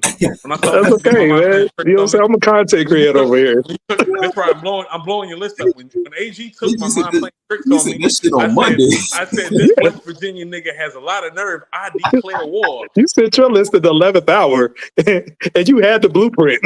I had mine on Monday. That is not the point. Caught me off guard. Done. Y'all's list was done when y'all sent me the list. I said these niggas have a lot of nerve. I came up with the concept early. Shawn just bit off my concept. I didn't bite Nobody cares. You niggas tried to take all the good songs. Prodigy's best verse. You tried to take all the good songs, nigga. Don't lie. Prodigy's verse. But we're basic. On Nighttime Vultures, you tried. I said you tried, but you failed. Nighttime Vultures is part of the reason why you failed, because this actually might be Prodigy's verse on Nighttime Vultures. Oh, this might be the best verse on the Hell on Earth album. Even over I gotta give it up fast better, but I feel even I'm about to say, even over Apostles Warning, Give It Up Fast, and Hell on Earth, which Shawn tried to use, but he ain't use it right. You made it a hot line. I made it a hot song. I'm not. We'll see. You gotta be faster than that, Coop. Yeah, let people decide. Next time, you call a nigga when you making a Halloween list. We did. What do you mean? I had been prepping. I said, yo, here's what AG did. I copycat. And yo. It was a whole thing. It was like it really was. Yeah. It's a likely story. Back to my list. Jason by Jadakiss. Oh, this is a good one. Yeah, I know it's a good one. It's better than that crappy song that AG picked that's on his list that's about to come up. I was like, oh, you're picking that song? I was like, let me pick the real song. This is Jason with the actual Jason sample from Crystal Lake. The Crystal Lake actual Jason sample is actually on this record. This and all jokes aside, this is actually one of my 20 favorite Jadakiss records. Like if I was doing a Jadakiss versus, this would be one of the records that I pick. I do think that it's one of his best songs. I think it was just on a bad album. It's a great song, but that album wasn't good. It's a great song. It's a great song on a mid album. I agree. Yeah. Like this and Synergy and a couple other records on there, but it's like 17 tracks, 4 bangers. It was a disappointment as an album, but this is a great song. Yeah. We're gonna move to the next one. We're gonna talk about this. This is AG's list too. You got the real serial killer AG, real serial killer, Doggy Style, nigga, Doggy Style. They trying to 8 Mile you right now, man. Coop is so hype about this list is crazy. This is my player hater Halloween list. Serial killer. Off one of the top 5 rap albums of all time. You're gonna be seeing AG's list. You're gonna notice he's gonna pick a song that's similar, not from a top 5 rap album. It's not from a top 5 rap album. I'm shitting on nasty, Shawn and bro. AG's list this Halloween. Hey, Shawn, we gotta put the poll up on Twitter just to say humble Coop, because I don't think he got any votes last time we did this. Man, It was 0.00. Twitter and your Discord dialogues can dialogue these nuts. Since we talking about Doggy Style, dialogue these nuts on Discord. Yo, why you even pick up a Snoop song, Coop? You ain't even hyped for his album. You said right. You said you don't care about the album. That has nothing to do with Doggy Style. Doggy Style was a top 5 rap album. This is the sequel to it, though. This is the sequel. Arguably, hold on. Doggy Style is a top 5 rap album. This is arguably a top 5 song off a top 5 rap album. But his next joint might be a top 5 rap album, though. Shit. Believe that bullshit if you wanna. Might not even be a top 5 rap album this year. You talking about top 5 rap album? Shit might not crack the top 5. Beats better be slamming. So them records better be dope. Them records look like a mid riff with a skirt. They do. My next song, once again from the Tales from the Hood soundtrack. You know, the only hip hop soundtrack that actually celebrates Halloween while we doing a Halloween list. MC8, One Less Nigga. You know what I thought today? Snoop look like the album cover. MC8, One Less Nigga. One Less Nigga. No. Them Gucci frames that nigga wearing. I ain't got no Gucci. I had the Gucci frames in Cali. Gucci frames before Dana Dane. Look here. I'm not joking when I say this. One Less Nigga by MC8. One Less Nigga by MC8. That might be the Republican Party theme music on election night if they win. They might play one less nigga by MC8 if Kamala lose. Donald Trump and all his old ass, racist ass white friends. One less nigga. One less nigga. Last but not least, and shame on both of you niggas for not picking this song, the #1 Halloween song of all time that represents hip hop. Freaks Come at Night by Houdini. That's why I was really mad at you niggas. You niggas want to sit up here and do a list, send a list to me all late, nigga. You can't even pick the Freaks Come Out at Night by Houdini. What's wrong with you niggas? Yo, I'm surprised you didn't pick Nightmare on My Street by Fresh Prince, because you said he was the most underrated rapper of all time on another show. He might be one of the most underrated. You said Miami. No, you said the. You said the. You said Miami was top 5 all time. I know you. I wasn't on that show. I was glad I wasn't on that show because I was watching Facepalming. I know you all made a Halloween list, and neither one of you niggas picked Freaks Come Out at Night by Houdini. That was by design. No rapping ass niggas. Yeah, that's been a bar in your life. Non-rapping ass niggas. Yo, why you getting personal? I know. Can we get on to the better list? Yeah, let's get to the real list. That was okay. That was okay, list, Scoop. I'll give you credit. That was cute. Let's get to that was the warm up. That was cute. Cute. Yeah, warm your up. Niece show. in the incubator is cute, nigga. My list is classic, nigga. What kind of shit is this?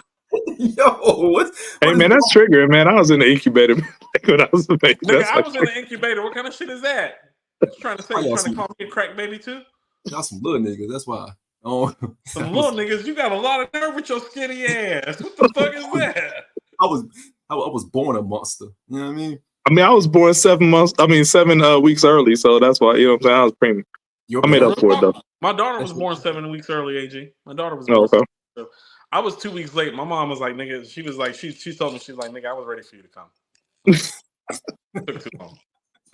She was like, you were definitely stubborn. She was like, you were stubborn before you got here. She's like, word. But she never lie. Okay, get to your list, nigga. Nobody asked you questions. All right, my bad. You ready, AG? Oh yeah. All right, this is my list. First up, I got the Freddie versus Jason outro. Okay. This nigga gonna hate on my whole list. Yo, this is an underrated collab album. Jada's my guy, but I will admit Fab got him on this whole album. But this intro is both of them rapping at top tier. And you know what I'm saying, the bar work that Fab did on the intro, and then, you know, Jadakiss came through and did his thing.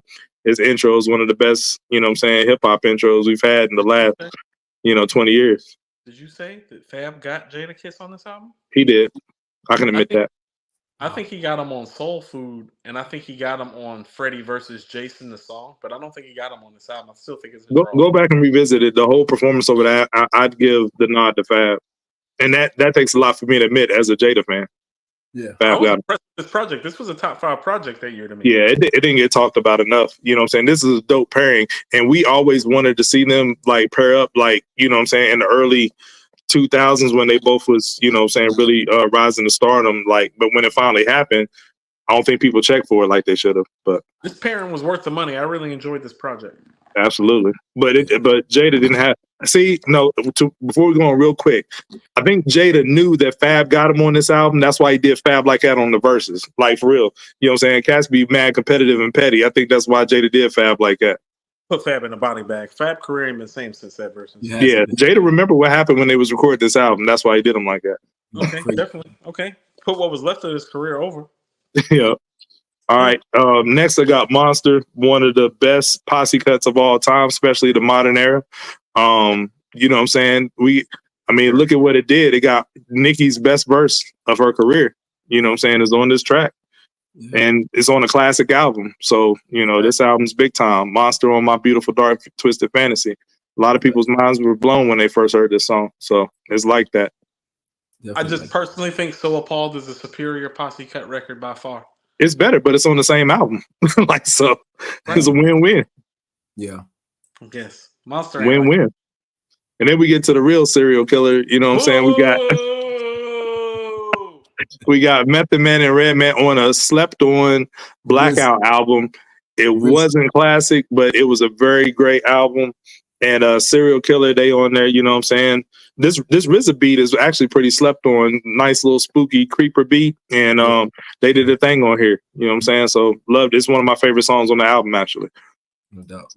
Next, I got one of my favorite Eminem songs. This might be top 5 Eminem songs for me, maybe 10 if I'm pushing it lower, but he's an escaped murderer, you know what I'm saying, from a psych ward, the concept of the song, and he goes on a killing spree again. A lot of people didn't like the Relapse album because he did all the crazy accents, but to me, this song in particular is a testament to who he is as an MC. The rhyme schemes and patterns that he uses on this song is insane. Now, this is just one of my favorite M songs. Like, he's floating all over the track, and when you want to talk about Dre production, Dre killed it on this beat. So it's one of my favorite M joints. The beat, yes. Nah, M's floating on here. Then we got this one, which is a crazy song. Like Damien, off another classic album, Dark as Hell is Hot, is loosely based off of the classic horror flick called The Omen. The Omens were a couple adopts a child named Damien and later find out that he's the Antichrist. So crazy movie. And this is based off of loosely based off of that, where DMX is having, you know, a talk with somebody who he later finds out, you know, is the devil. But I like how he does both of the voices himself, like a feature a la Biggie on Give Me the Loot. So I really always gravitated to this song because he was doing things with his voice where it was, you know, like it was actually a whole other person on the song. So it was dope. So real quick, AG, I've always said that Slick Rick is actually the greatest with the dual voices. That's fair. But, yeah, I agree. Yeah, I agree. But in fairness, DMX on It's Dark and Hell is Hot with Damien and Stop Being Greedy. Mm-hmm. Oh, yeah. Run for Slick Rick's money. Yes. Run for X was special, man. Rest in peace. And think about it. Think about, like, Slick Rick's voice is light and airy and British. He is accomplishing the same effect with a dark and gritty voice and offering us a lighter pitch and almost falsetto tone to offset the gravelly deep baritone. It's It is one of the more, like, DMX's vocal performance on It's Dark and Hell is Hot is one of the more brilliant moments in hip hop history. And Damien and Stop Being Greedy are at the top of the list as to why I love the pick. It's a masterclass. It is. Yep. And it feels natural. Absolutely. Next up, this is for my homie Shawn. Queens Get the Money. You know what I'm saying? The guy Queen's Wolf off of probably my least favorite Nas project, The Lost Tapes 2, but this is one of the standout tracks for me. Nas has so many dope concept records that joints like this get lost in the shuffle. You know, where he's talking about, like, you know, turning it into a night Queen's Wolf, you know what I'm saying, out there in the streets doing work. I just think it was a brilliant concept, and it just kind of got lost and buried in on this project. But he has so many records like this. This wouldn't even make his top 10 concept list, but I thought it would be appropriate for a Halloween joint. But I love that record. And my last joint, I got a classic, might be one of the greatest hip hop songs of all time. Like, if you're doing a list, this might crack the top 25 easily. Mind Playing Tricks on Me. We used 2 of the verses for the bar seminar. We used a Scarface verse and Bushwick Bill verse. I personally think Bushwick had the best verse on this, talking about you know, some things, crazy things happen in Halloween night. The whole song is about paranoia.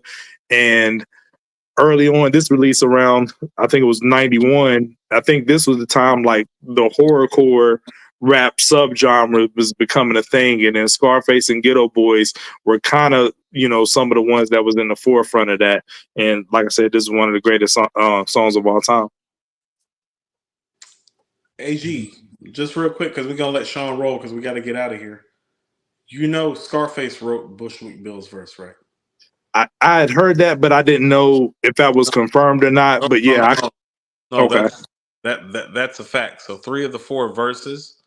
So part of why I hold Scarface so high, because in my opinion, he is the author, writing wise, of 2 of the 50 greatest rap songs of all time, with My Mind Playing Tricks on Me and Never Seen a Man Die. Because the only verse from My Mind Playing Tricks on Me, it's a 4-verse song. Well, Scarface wrote 3 of the verses. He rapped 2 of them. He gave the other one to Bushwick. I mean, Willie D's verse is classic, but he's essentially the author of My Mind Playing Tricks on Me. See, what I thought was the opposite. I thought he wrote Willie D's verse, and then Bushwick wrote his own. Okay, so he wrote verse, that's Face. I gotcha. All right. Right. So 3 of the 4 verses are actually Face. So, I mean, not being funny, and the Willie D verse is a big verse. I got big money. I drive big cars. Everybody know me. It's a big moment. But if you take his verse out and you just put the Face verses in, and it's just Face rapping, it's still a top 10 rap song all the time in my opinion. Hey, yo, shout out to the homie Aaron Myers, man. 4-verse song. Let's bring those back. Shout out to Aaron in the Discord. Somebody doing this shit, nigga. It's not 1993, nigga. Sit your ass down somewhere. Somebody doing no 4-verse song, nigga. You need those. Niggas 3 or 4 verses minimum. Shout out to Aaron. Don't even know how to read the track on the fucking console anymore to do a 12-bar verse. Stop doing this shit. Shawn, go ahead. Yo. All right, so mine start with God Part 3. That beat within itself is a spooky beat. You know, Hell on Earth was a very dark album within itself. So of course it's easy to go with a song like this. Just the beat, the concept of God Part 3, definitely one of those. Hail Mary by Machiavelli. Tupac on the Machiavelli album. That Machiavelli album, when Hail Mary came out, that within itself to me was eerie. Like the beat, everything on this joint was just eerie, because it came out like right after he passed away. And just that song, the beat, everything that pop represented at the time, all of this was just an eerie time for me in '96. You can't leave out Gravediggers. Can't leave out Gravediggers. I was going to go with the first album. The first album was more of that what they call it, that hip hop. That's horrorcore. The first album was horrorcore to me. Horrorcore.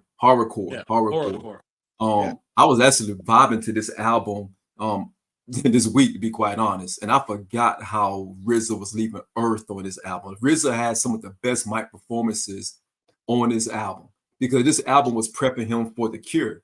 The Cure was about to come out during this time, because this is right after Wu-Tang Forever, and RZA went crazy on this album. The tone of this album was different from the first album. But again, can't leave out Grave Diggers when you're talking about Halloween based songs. I like the first one better. The first one was crazy. It was different. I love this one because this one had more of a different. It was a different message in this one. Definitely love the Hitman. Not Hitman. I'm sorry. The 2001. You guys know this joint. Dr. Dre. You really can't go wrong with this one. Again, I don't know why Coop left this one out. Maybe because I picked it before he got a chance to pick it. Since he, a big Dr. Dre fan. But that's neither here nor there. It's one of those ones as well. And I don't know why Coop left this one out too, because you are a big Clipse fan. Nightmares. How could you leave out Stop Nightmares? stealing my shit. I'm sorry. Stop stealing my shit. I'm just saying. When I picked this, I thought about you and AG because I'm like, sure you did. Both of you love the Clipse, and I was like, "Yo, let me get this where they get it." But this is one of those. That's one of the best endings to one of my favorite rap albums. It is. Definitely. And I said to myself, this nigga Shawn has a lot of money. Pick the ending to a Cool G rap album, Corona Queens. Some bullshit. This is one of those, man. Pharrell went crazy on this beat, man. I love this song. Shit crazy. And I had to go with X is Coming. That beat, X is Coming, 1, 2, X is Coming for you. Yo, I bust my mom.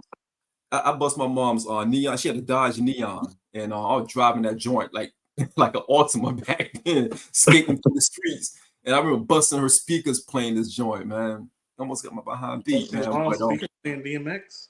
This was an intense song. in a Dodge Neon. The album is intense. The whole album is intense. It was intense. Yo, man. It was, yeah. It was, this was, like you asked earlier, Coop, this one of the songs that changed everything for hip hop. It took us out of the sing-songy and the flash. It was one of those things in the post-censorship era of hip hop. People don't understand.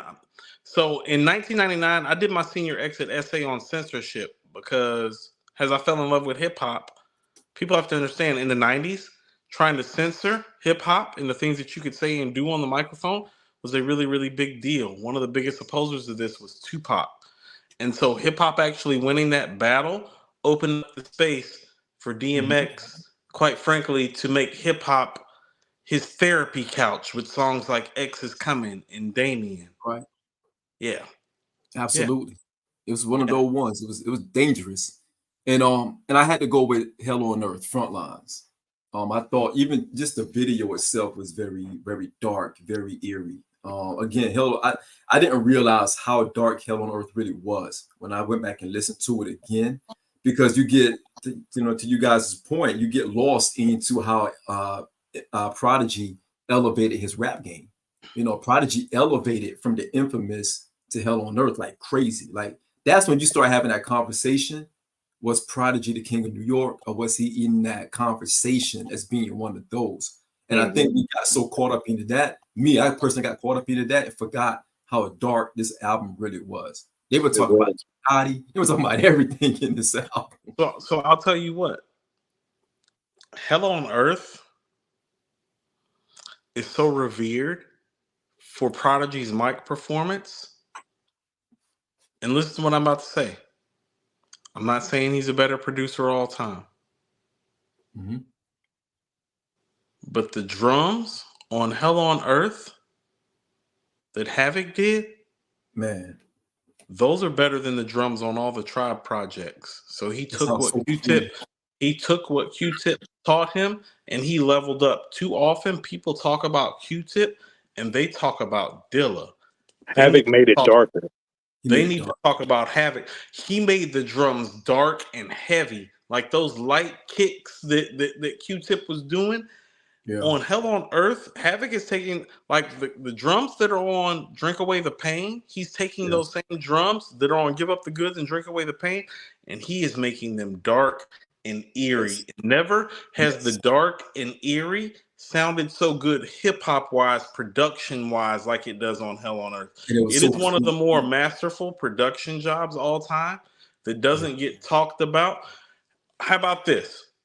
Even though it's their third album, the jump production wise that Havoc experience as a producer and a beat maker on Hell on Earth as opposed to the Infamous is very comparable to Q-Tip's jump from People's Instinctive to the Low End Theory. And it doesn't get talked about enough. The beats on Hell on Earth are Low End Theory comparable in terms of the jump and the quality and the classic nature. It's just the subject matter is more street. And so people try to make it seem like it's not as hip hop. Hell on Earth, to me, production wise, I don't know about importance wise, impact wise, because of the jazz influence. But if we're just talking about the beats, production wise, Hell on Earth is just as good as the Low End Theory. And I don't say that about very many albums. And this No, is I agree with that too. too. The Low End Theory. But I'm talking about production, personal impact versus overall impact. Hell on Earth, if I'm thinking albums in my head, Hell on Earth is one of the few albums where you listen to it and it just changes your mood. Yes. It does. Yes. It does. You want to stab a nigga with an ice pick and go run a couple bricks upstate New York. Yeah, that's a personal level of impact. There are niggas in New York that have probably caught felonies because of that album, and I'm not joking. For absolutely no reason. You don't even know why. You don't even know why. Like, no, I was mobbing out on that mob shit. That nigga said something to me. I just busted the whole nigga face up. I ain't even know what I did until it was done. And you know what? If the crazy thing, fellas, the anniversary is tomorrow. November 1st, 1996. November 1st, 1996. Well, it's appropriate. Salute to Hell on Earth by Mobb Deep. Hell on Earth to me. So there are my 3 biggest underrated classics of all time all come from groups. Hell Hath No Fury by the Clipse. Hell on Earth by Mobb Deep. Philadelphia Half-Life by the Roots. Those are the 3 main classic albums that I feel like are all-time great albums that don't get talked about like they are all-time great albums. Not saying people don't say that it's classic.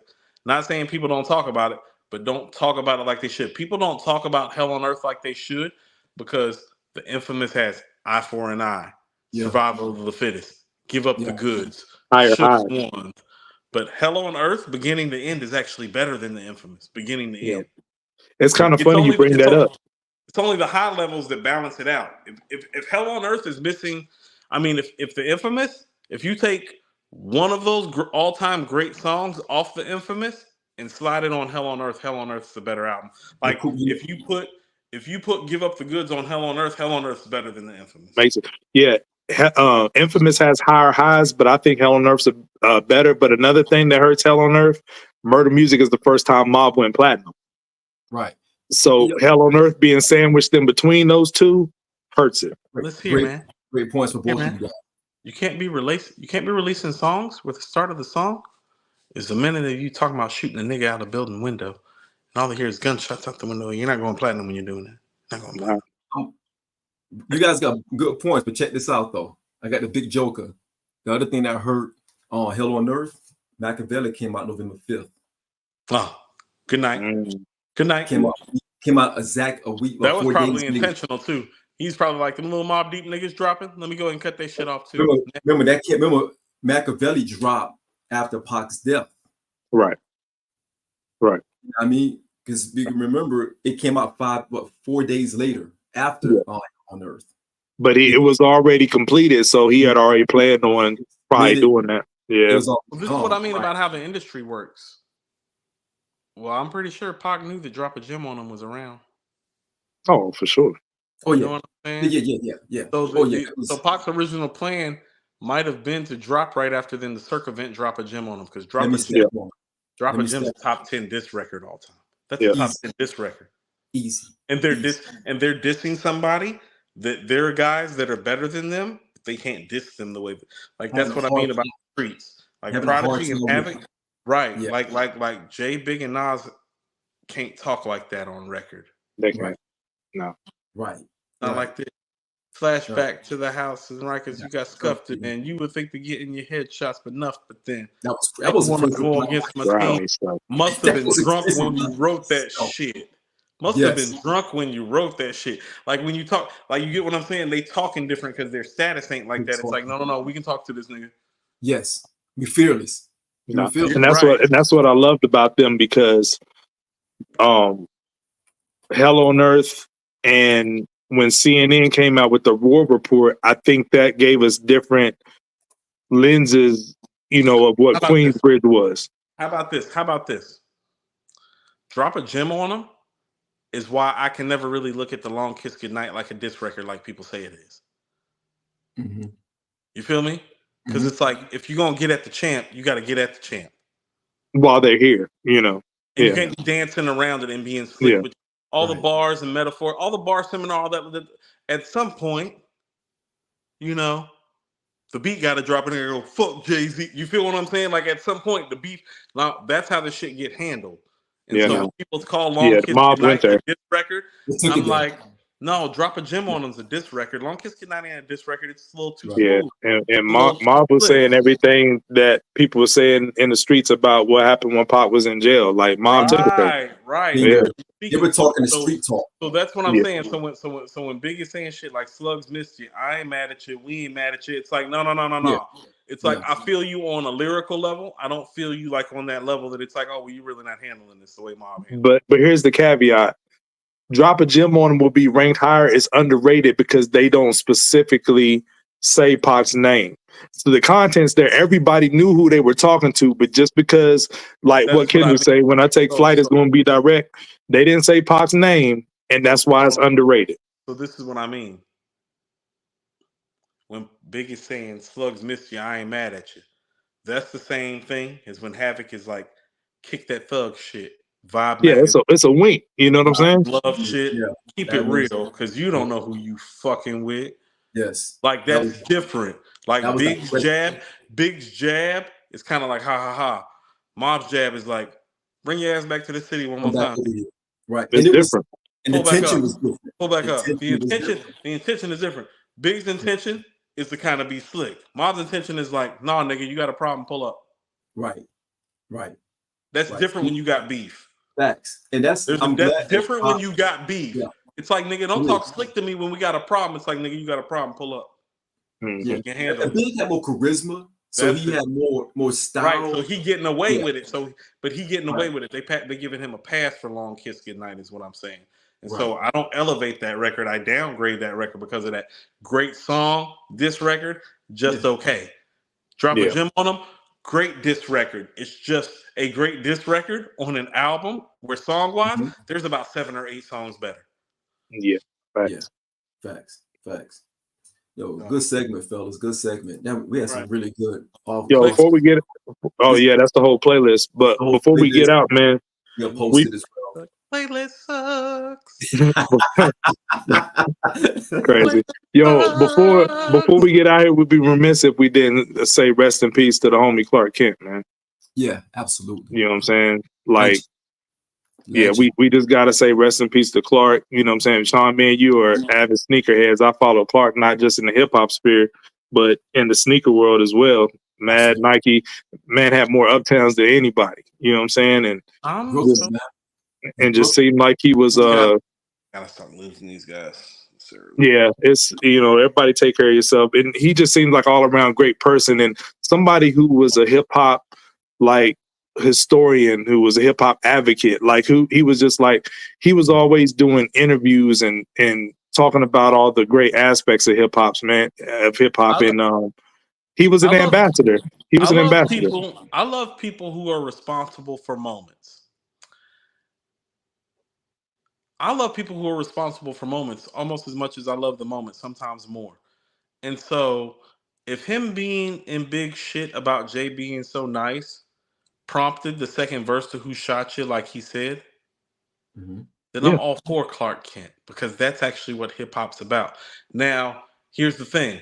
I think the first verse on Who Shot You is way better than the second verse, in my opinion. In my opinion. The I first agree. verse is the verse. And that first verse is like, that's not Notorious B.I.G. That's Biggie Smalls. Kind of like how like halftime. Well, that's not in Live at the Bar. That's Nasty Nas. So it's like the first verse of Who Shot You. That's Biggie Smalls. Right. You know what I mean? Like that's Bed-Stuy, Brooklyn in the house. But the fact that Clark has been close enough to a guy like Jay and a guy like Big that he's in position to tell a story about how he's on tour and Junior Mafia is looking at him crazy for talking about Jay like this to Big. And he's pulling Jay out of the streets. Like, if he didn't have Clark, who knows? We might not ever get Jay. Oh, definitely. No. We don't get Jay without Clark. Clark is the guy. Clark and Dame are the guys that are telling Jay that he's the nicest nigga in the streets next to Big and Nas. They're like, no, you're just as good as Big and Nas. We got to get you out of here. Yeah, that he had to tap into his gift, and Clark Jay saw the vision. Like Jay believed he was good as Big and Nas. That's not enough. You know what I'm saying? Right. Like, especially at the point that they had ascended to where they ascended to. So Clark is super important because if you think that JayZ is the greatest MC of all time, Clark Kent is actually the guy who spotted it first, guys. Mm-hmm.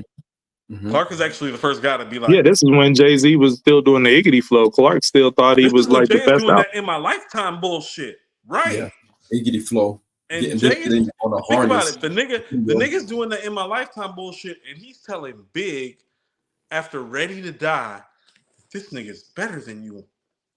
I think that this nigga that did this record, he's like, nigga, I just made Ready to Die. Yeah. Yeah. Like, But Ready to Die at the time that it got made, and it still might be to some people, but Ready to Die when it got made was a top 10 rap album all time. yeah, at the time, for sure. I still think that it's arguably top 20, but when it got made, it's a top 10 rap album all time. There's not 10 rap albums better than Ready to Die all time. No. In August of 1994. Not 10. No, it wasn't. No, It wasn't. no, Not 10. no. So Clark is listening to that guy that just made a top 10 rap album all time. And it's like, I know a nigga better. Yeah. I know a nigga better than you. But that's what Clark. That's what Clark was. Clark knew talent. Furthermore, if you're drunk in the studio, I'm gonna push you down a flight of steps, let you break your legs right quick, sit down at the boards, keep making my beats. Stop talking about this nigga Jay. Make my beats, nigga. That's why your legs broke, nigga. Now make the beats. Shut the fuck up. Talk about this nigga. And shout out to Clark, man, for getting on the hook to Brooklyn's Finest. They left him there. Went to the club. And homie was under pressure. I think I don't like it, but I respect him for doing it. The hook is the worst part of the song. I actually think it hurts the all-time greatness of the song. It is why I put. How about this? Bar work wise, Brooklyn's Finest is on Life's a Bitch level. So Life's a Bitch hook and beat is so much better. Yeah. That's how I look at Brooklyn's Finest. Life's a Bitch cadence though, man. Nas cadence on there, A's cadence on there. So that's what I mean. It's the better record. It's the better record, but it's the better record mostly because the beat is better and the hook is better. Not necessarily. I have a hard time comparing Brooklyn's Finest to Life's a Bitch because I think both duos are doing two different things. I more so like to compare Brooklyn's Finest to Fast Life with G-Rap and Nas, as far as like what they're doing mic performance wise. And it's a Queens versus Brooklyn thing. And the back and forth really going forward with bars where Life's a Bitch is more of a concept record. Who you think's better on Brooklyn's Finest, Jay or Big? I say it's dead even. I think it's dead even too. And that says a lot for Jay. That is dead even when Big was who he was at that time. There's 3 verses, right? They both split the verses. Yeah. Yep. I give Big 2 of those 3, so I'll tell you Big's better on Brooklyn's Finest. I can live with that. I think Jay's metaphors were more witty. I think Big, I do. Nigga, please, like short sleeves, I bare arms. Mm-hmm. Yeah. But I think Big had more bite to him. I think he had more bite on that second verse, that next verse he had. It was like he stepped it up. Big had the delivery that Jay didn't have yet. Yeah. Yeah. You know. Big was in such a pocket. Yeah. He was just in that pocket, man. And Big's voice is going to be better every song. Brooklyn's Finest feels more like a competition. Mm-hmm. Yes. Fast Life feels more like a rap record. Fast Life is complements each other. They're Fast Life feels to me like it's a pass another torch. It was a compliment. Like, it's a complimentary. It's complimentary though. Like I look at it like it's like Fast Life is kind of like Twin Towers. You know what I'm saying? Mm-hmm. Brooklyn's Finest is like Clash of the Titans. Yeah. I'm trying to take it. I respect it. You know what I'm saying? Big one to a point. Big one. It's different. Like the vibe is different. It's like like G-Rap already know Nas got next when Fast Life is going on. Big don't know Jay got next. Because Big is Right. like, He's being told that, but he got to see it to believe it. right. Big is like, Yeah. I got now. Who the fuck is this nigga? Yeah, no one thought Jay had next. You just saw him get lifted in the air for fighting the Hornets. And even though Jay's bars are more witty, I think Big recognized that, and that's why his bars are more potent.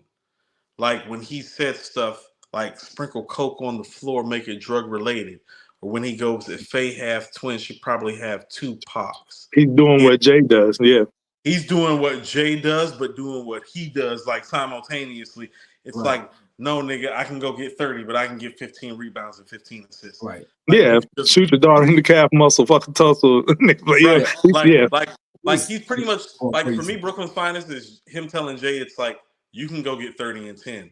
I can go get 30, 15, and 15. Yeah. Big is a witty guy too. He's like, yeah, I'm witty too. I think he's wittier than. How about this? He's not wittier than Jay. He's funnier than Jay. So Jay's a better punchline. Jay's more dry. Yeah. But Big's funnier. Like, yeah. Like when Big says shit, when Jay says shit, it's meant to pierce you. Big says some shit that when you think about it, you're like, hold on, why the fuck? Like when he goes, this bitch is tripping, disappearing like Arsenio. Like when he says shit like that, you're like, hold on. Yeah. It's like, oh, hold on. It's like, yo, this nigga funny. Like he brings a comedy. Funny. Yeah, he brings you in from a comedy perspective. Right. But he can also get straight to the point. Yeah. Right. Like a T-bone steak. So who's that Della Reese? I'm about to say a T-bone steak, cheese, eggs, and Welch's grape. I think if we're talking comedic delivery, I think Big is more Chris Rock and Jay is more Chappelle. I think it's the other way around. No. I'm with that. No. Because Chris Rock makes the insightful dissertation about the plight of us as a people, but Dave Chappelle makes it a one-on-one situation. And so I do agree with that. Because Dave Chappelle will talk about an issue that we have as a people, but he'll talk to you about it one-on-one. And Rock will, the setup will be building, and Big was like that. How about this? Dave Chappelle will talk to you about when he got pulled over by the police, why he was happy he didn't get shot. Mm-hmm. Chris Rock will explain to you in that same scenario why you need to know all of your rights. Yeah. You feel me? Like Chris Rock will break down for you and be like, yeah, they did me like this. They ain't supposed to be doing this shit, nigga, but they did it to me. You want to know why? Because I'm a nigga. Dave Chappelle will be like, nigga, I'm so happy that when they fucking stopped me, they didn't kill my black ass. Like, oh shit. Like, you should have seen these racist ass cops when they pulled me over. You know what I'm saying? Yeah. Chris Rock would be like, these racist ass cops didn't think that I knew my rights. Yeah. No, I can dig it. Yeah. And so that would be the nuance of the difference. But we got to get out of here. Yeah, we got to get out of here. Yo, we appreciate y'all. We got a regular job, nigga. You niggas got regular jobs? Sitting up hanging all night, hanging out with you niggas on YouTube. Some bullshit. We still got people in the chats. We got people on live still. Yo, we appreciate the love. Appreciate y'all, man. You niggas need to go home too. Yeah, go to the Discord. Go to the after party of the Discord. Yo, y'all have a safe Halloween night out there for all y'all going to the Halloween after parties, yo. Indeed. All right. Peace. All right. So all you people going to the Halloween parties like to say bah humbug.